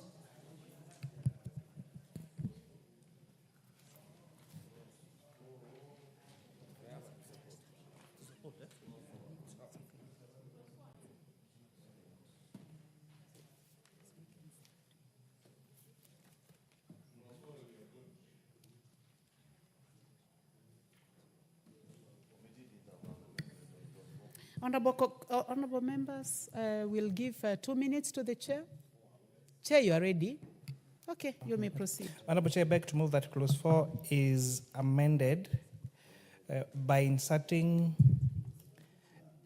clause 4 of the bill be amended in the proposed new section 37F is subsection 1 by inserting the following paragraph in paragraph B. We insert a new paragraph BA. It is in public interest not to recover an unpaid tax.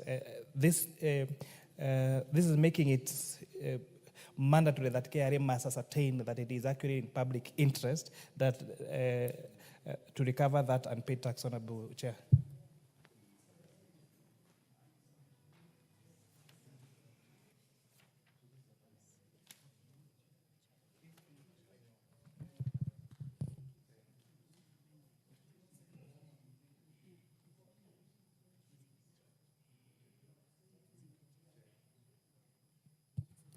Chair, can we proceed? Honorable members, then I propose the question that clause 4 be amended as proposed by the chair. Do I see any interest in this, honorable members? Honorable Shakil Shabir. Thank you very much, Madam Chair. Madam Chair, the amendment captures the, and I can see even the Chair of Finance seems to be a little unsure of about the amendment. It captures the word whether it is in public interest for the tax, for revenue to recover the tax which is not paid. Madam Chair, that goes without doubt. Any unpaid tax must be recovered, and it's all in public interest. So I cannot understand the amendment.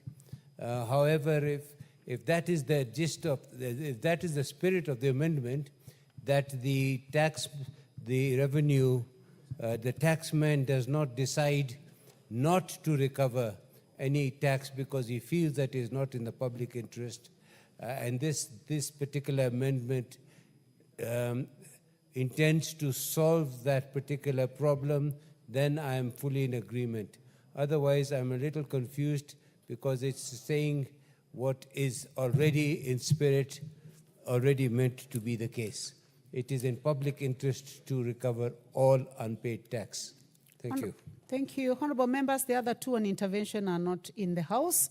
So I now put the question that clause 4, the Honorable.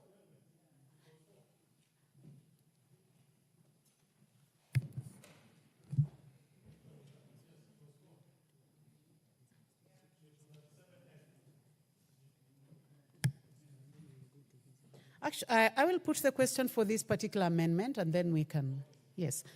So I propose the question that clause 4 be amended as proposed by the chair. Will as many as have that opinion say aye? Will as many as have a contrary opinion say nay? There is have it. I now go back to the one for the Honorable Karoli Omondi. Thank you very much, Madam Chair. I would like to refer the House to Article 210 of the Constitution of Kenya, which says there are only two ways of not collecting tax. It's either through a waiver or a variation. That is what Article 210 says. And it says whenever there is a reason to waive or vary any tax due, there must be a public record and reasons for that particular waiver or variation must be given and must be recorded. That also applies to Section 77 of the PFM Act. But there's a more fundamental constitutional question here. The power to impose tax is reserved for this House. In our constitutional organization, there is no other entity that can impose tax. And consequently, the power to forgive tax rests with this House, not with the Commissioner for Tax, not with the Minister for Finance. Therefore, I'm proposing that for any waiver or any variation that is supposed to be given, that decision must be made by this House. In other words, the Commissioner, where those four sets of circumstances arise, should prepare a list, share with the Cabinet Secretary, who then should submit it to this House for approval for any waiver or variation of tax. That is our Constitution. And any proposal to do it otherwise is actually illegal. and would be challenged in a court of law. And that is the gist of my proposals, proposed amendments, which I would urge this House. Even last year, we had similar clause in the finance bill that caused us a lot of problems. It has now been improved a bit, but if you read the way it has been configured, the decision is now being made exclusively by the Commissioner for Tax, Commissioner for KRA, and the CS for Treasury. And then they report here. And if you read, whether we annul the Gazette notice or not, whatever has been done will still apply. Thank you. So that is not what our Constitution requires. Thank you. Yes, I'll come to you. I'll just propose. Honorable members, I propose a question that Clause 4 be amended as proposed by the Honorable Karoli Omondi. Chair, I start with the Majority Leader, then I'll come to the Chair. Chair, I oppose that amendment, and I completely disagree with what the argument being advanced by the Honorable Karoli. Because if you look at the bill, it already provides for the approval process by the National Assembly.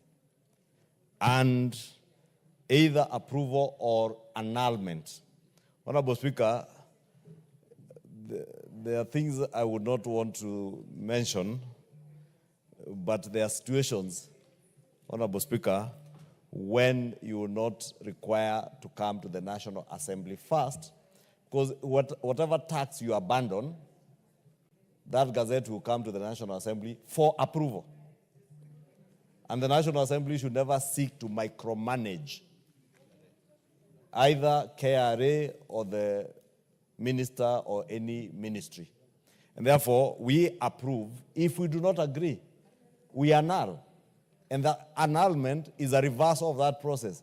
It is not to mean that there was a tax being paid at that point. It was simply an abandonment of the tax, Honorable Speaker. And I would propose that we maintain it as it is laid out in the bill. In fact, the Honorable Karoli Omondi agrees with the bill that it is an improvement from what was there in the finance bill. Honorable Speaker, I therefore strongly oppose the amendment and maintain that we maintain it as it is in the bill. Thank you. I would like to hear the voice of the Chair. Let the House hear the voice of the Chair also. Honorable Chair, I want to again agree with the Leader of Majority. Honorable Pondi actually raises an important matter. However, one of the challenges that taxpayers were telling us they are going through, if, for example, you are supposed to pay, say, the taxes within 20th of the month, and on that 20th of the month, the KRA system is down, and therefore, you are not able to pay, or the system is not able to accept your payment. That, and therefore you start attracting interest and penalties, even when it is not an error of the taxpayer and it was not the intention of the taxpayer to delay that particular payment. That interest or that penalty will automatically accrue to that particular taxpayer. And the authority has no power to correct or to amend that interest or penalty, Honorable Chair. And therefore, this provision is giving now the Commissioner at least some leeway. But we also provided for that register must be gazetted, and it must come to this House after gazettement, Honorable Speaker, as long as the House is sitting. So this is trying to correct that complexity that taxpayers go through by making the Commissioner not even be able to have a decision to remove the interest. Chair, thank you very much, Chair. Honorable members,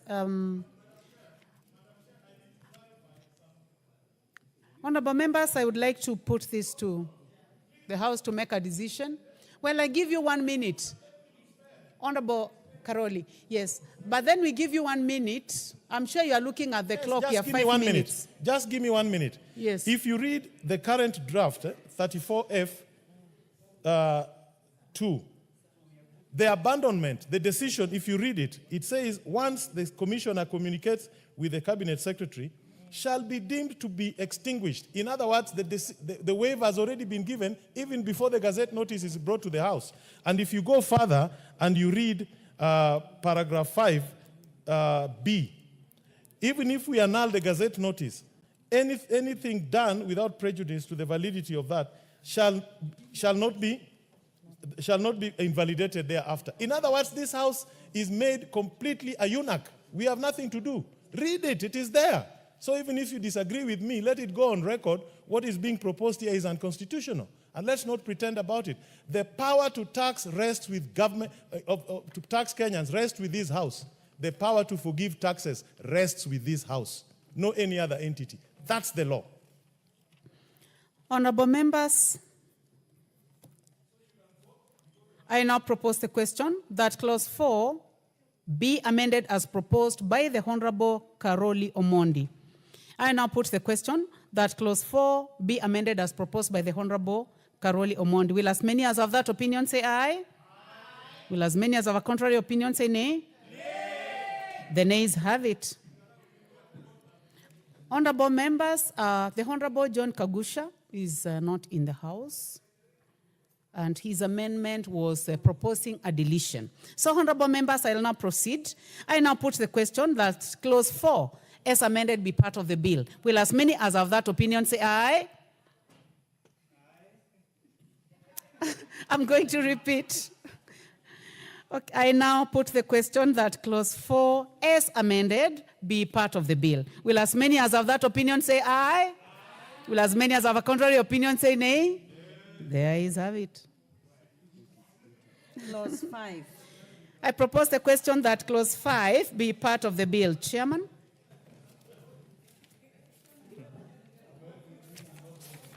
Honorable Chair, I propose that clause 5 be amended by deleting paragraph A and substituting therefore the following new paragraph A in subsection 1 by deleting the words in proceeding 3 years from 1st of July 2022 over in at least 3 billion shillings, and substituting therefore the words on 31st December 2024 is at least 2 billion shillings. And in further paragraph B, by deleting the word 5th working day after the deduction was made, appearing in the proposed new subsection 4C, and B, and substituting therefore with the 5th working day of the month. So, Honorable Chair, this is where we are seeking to give additional time for when withholding tax is paid towards the 5th day of the following month, and not within 5 working days as it currently is contained in the Income Tax Act. Thank you, Chair. I propose the question that clause 5 be amended as proposed by the Chair. Any interest in this? Honorable members, I now put the question that clause 5 be amended as proposed by the Chair. Will as many as have that opinion say aye? Aye. Will as many as have a contrary opinion say nay? The ayes have it. I now put the question that clause 5 as amended be part of the bill. Will as many as have that opinion say aye? Aye. Will as many as have a contrary opinion say nay? The ayes have it. Clause 6. I propose the question that clause 6 be part of the bill. Chairman. Honorable Chair, I beg to move that clause 6 be amended by deleting the word 6, therefore with 12, appearing in proposed new section 1B2. This amendment is seeking to extend the period in which a taxpayer may apply for a tax refund or overpaid tax other than income tax to 12 months. This amendment aligns the bill with the Excess Duty Act, which provides for one to claim a refund within 12 months from when the date the duty was paid. Honorable members, I propose the question that clause 6 be amended as proposed by the Chair. I do not see any interest in this, so I put the question that clause 6 be amended as proposed by the Chair. Will as many as have that opinion say aye? Aye. Will as many as have a contrary opinion say nay? The ayes have it. I now put the question that clause 6 as amended be part of the bill. Will as many as have that opinion say aye? Aye. Will as many as have a contrary opinion say nay? The ayes have it. Clause 7. I propose the question that clause 7 be part of the bill. Chair. Honorable Chair, I move that clause 7 be amended as follows. In paragraph A, by inserting the following new subsection immediately after 1A, that the Commissioner shall not require a person to integrate or share data relating to A, trade secrets, B, private or personal data on behalf of customers or collected in course of business, and B, in paragraph B, in the proposed new subsection 5, by deleting the words 500 and substituting therefore the words 100, and B, in the proposed new subsection 6, by deleting the words 500 and substituting therefore the words 100. This amendment is seeking to provide for a commensurate penalty for the offence committed, which in failure to comply with the notice given the Commissioner, the proposed penalty was 500,000 shillings, which the committee found to be too punitive. So we are reducing that to 100,000 shillings, and also to exclude the need for integration of data for trade secrets and other private information, so that entities like hospitals do not have to declare or to give KRA access to medical records, or for multinational or for trade companies, things that, for example, like their trade secrets. Yes, and it's more than Honorable Chair to also pronounce myself that I'm moving this amended in the amended form, not as per the order paper. And that's why we are amending now. We are now introducing A and B in paragraph A, but omitting C. So C is not part of the amendment I'm moving, Honorable Chair. Honorable members, I now propose the question that clause 7 be amended as proposed by the chair. The Honorable Undo. Chair, I just want the chair to go on record once again, because in clause 7A, number C, in the case of multinational companies, information relating to the parent company, he has indicated he has moved it in an amended form, excluding that C.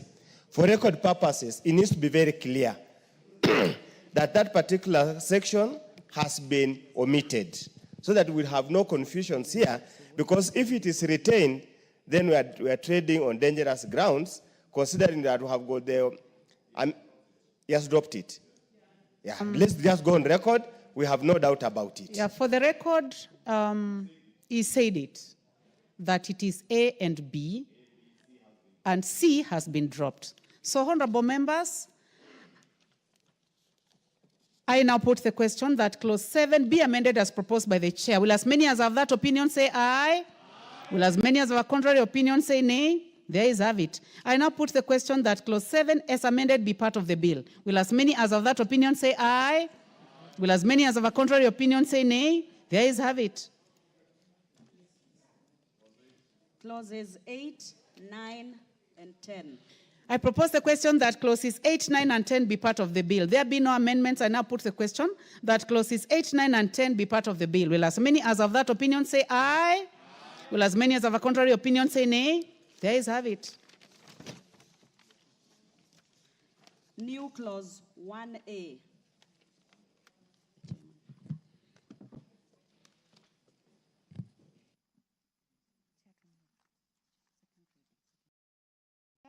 Please go ahead and move second reading. Honorable Chair, I beg to move that new clause 1A be now read a second time. This is an amendment to the Tax Procedures Act, hereby referred to as a principal act, that is amended by inserting the provision for multinational agreement or treaty that has been entered into on or by behalf of Government of Kenya and made pursuant of such agreement or treaty relating to those tariff, Honorable Chair. This is to protect our local industries from multinational, so that they have preferential treatment better than the multinational entities that operate in Kenya. I propose the question that new clause 1A be part of the bill. I propose the question that new clause 1A be now read a second time. I do not see any interest in this. You can say something. Majority Leader. Chair, I support, and considering, Honorable Speaker, that Kenya has signed quite a number of bilateral and multilateral trade agreements. For instance, the African Free Continental Trade Area, you'll find a lot of competition coming from other countries like South Africa and other countries in the region, Honorable Speaker, and therefore this amendment seeks to protect our local industries from unfair practices by companies in the region. Thank you, Honorable Speaker. I support. I propose the question that new clause 1A be read a second time. Will as many as have that opinion say aye? Will as many as have a contrary opinion say nay? There is have it. I propose the question that new clause 1A be part of the bill. I now put the question that new clause 1A be part of the bill. Will as many as have that opinion say aye? Will as many as have a contrary opinion say nay? The ayes have it. Clause 2. I propose the question that clause 2 be part of the bill. Chairman, you have an amendment in new clause 2. In clause 2. Yes, Honorable Chair, I beg to move that clause 2 of the bill be amended in paragraph B by deleting the words whose turnover does not exceed 1 million and substituting therefore the words whose turnover does not exceed 5 million. This is one of the issues that has been a great debate, especially for farmers, for tea farmers, for avocado farmers, for macadamia farmers. So we are now exempting them from the need for items and providing for what we call reverse invoicing, Honorable Chair. And the reason why we are talking about 5 million shillings is because 5 million shillings is also the VAT threshold. So we are putting them at the same VAT threshold like all the other VAT businesses, so that those that do not have turnover less than 5 million shillings do not require to be integrated. And therefore, that sorts out the challenge that we will have with the dairy sector, with the tea sector, with avocado farmers and all those other farmers, Honorable Chair. Thank you, Chair. I propose the question that clause 2 be part of the bill. I would like to start with the Honorable Wakili Moreu because he has an amendment which was proposing a deletion which is going to fall if the one for the chair goes through. So Wakili Moreu first. Thank you, Madam Speaker. I had brought this amendment on clause 2 to be deleted, bearing in mind that this is what you call a reverse invoicing. And reverse invoicing, Madam Speaker, has not been used in this jurisdiction. However, I think I want to agree with the chair of finance that it is a better replacement of the e-teams which previously was charging the avocado farmers, the macadamia farmers, the banana farmers, and all those other small-scale businesses and farmers, whereby they were obliged to raise an invoice before they sell their products. And therefore, the reverse invoicing, as proposed by the chair, Madam Speaker, I think it satisfies my amendment, and I wish to drop the amendment. We allow the vendors of goods and services to be the ones who are invoicing the suppliers, invoicing the farmers, invoicing the avocado farmers, invoicing the poultry farmers, the macadamia farmers, as opposed to where the farmers are the ones who are raising invoice. However, Madam Speaker, allow me just to echo. Thank you, Honorable Moreu. You are not debating. You are doing it very well, but you know this is the committee of the whole, and you have agreed with the chair. Thank you very much. So now can you go on record and drop your amendment? So your amendment is dropped. Much obliged, Thank you. Madam Chairman. Honorable members, I now propose. Yes, Majority Leader, 1 minute. Chair, I support that particular amendment, and as I said yesterday, by the Chair, Honorable Kimani Kuria, that this is in response to the quantitative and qualitative public participation that we spoke about. Therefore, those who have been speaking in funerals and weddings and rorashios, pretending to be speaking for avocado farmers, for small-scale traders, instead of speaking in funerals, and you can see they are never in the house. The chair of the Finance Committee has done what the public were asking. And indeed, by raising the threshold, even to the same threshold with VAT, he has addressed that qualitative aspect of public participation, and I must thank the chair and support. I'll give a chance to the Honorable Member for Buri, now that he's in the House. Thank you, Madam Chair. By Make raising it 1 the minute. threshold, Make it 1 minute. by raising the threshold from 1 million to 5 million, Madam Speaker, we are accommodating the thriving businesses, majority of them who are startups and small-scale entrepreneurs. Madam Speaker, if we put them on the same scale on the vertable criteria, it means that majority of our upcoming businesses, more so among the women and the youth, will have now opportunity to grow their business. I support the amendment.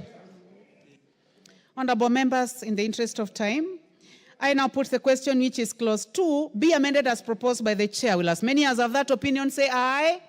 Will as many as have a contrary opinion say nay? There is have it. I now put the question that clause 2 as amended be part of the bill. Will as many as have that opinion say aye? Will as many as have a contrary opinion say nay? There is have it. Title.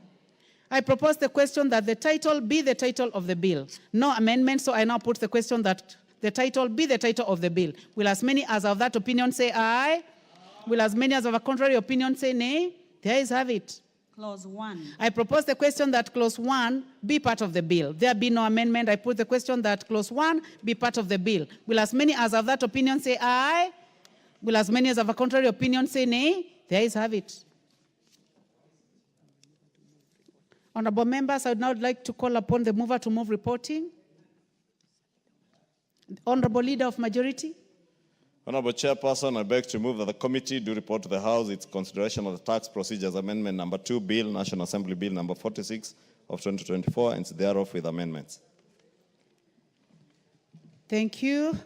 Honorable members, I put the question that the committee do report to the House its consideration of the Tax Procedure Amendment Number 2 Bill, National Assembly Bill of Number 46 of 2024, and its approval with amendments. Will as many as have that opinion say aye? Will as many as have a contrary opinion say nay? There is have it.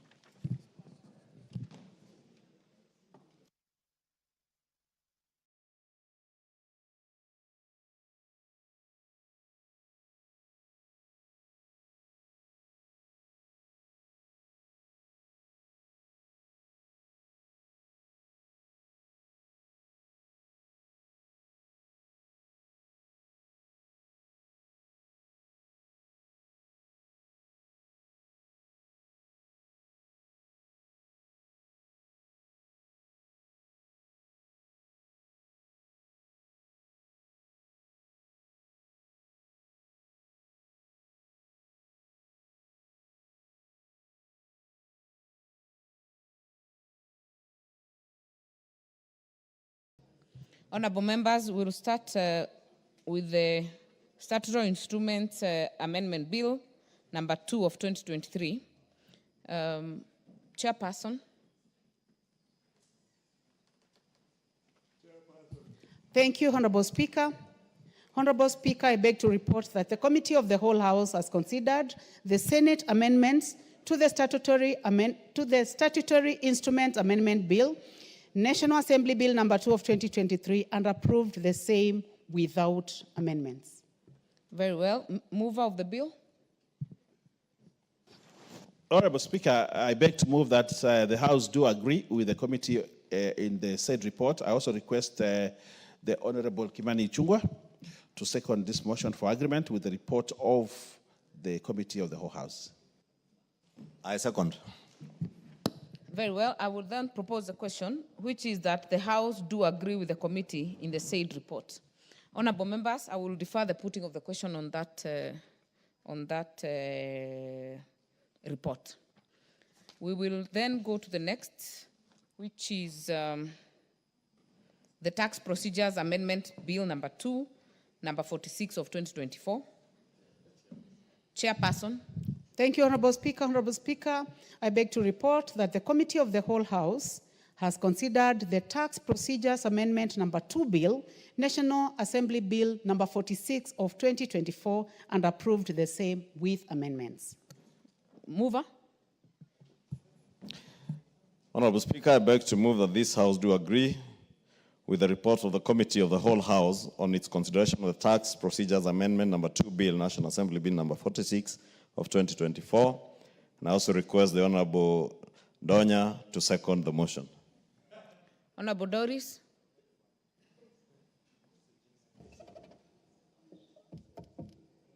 They've even denied me to second. Oh, it's here. Be on record. Oh, yeah, I must be in record to second this. Thank you very much. I second. I second. Therefore, I will propose the question that this House do agree with the report of the Committee of the Whole House on its consideration of the Tax Procedures Amendment Bill number 2, National Assembly Bill number 46 of 2024. Again, we will defer the putting of the question on this report. Order, members. The upstanding member for Kwale. Honorable members, and the time being 1:15 p.m., this House stands adjourned until Wednesday, 4th December 2024 at 2:30 p.m.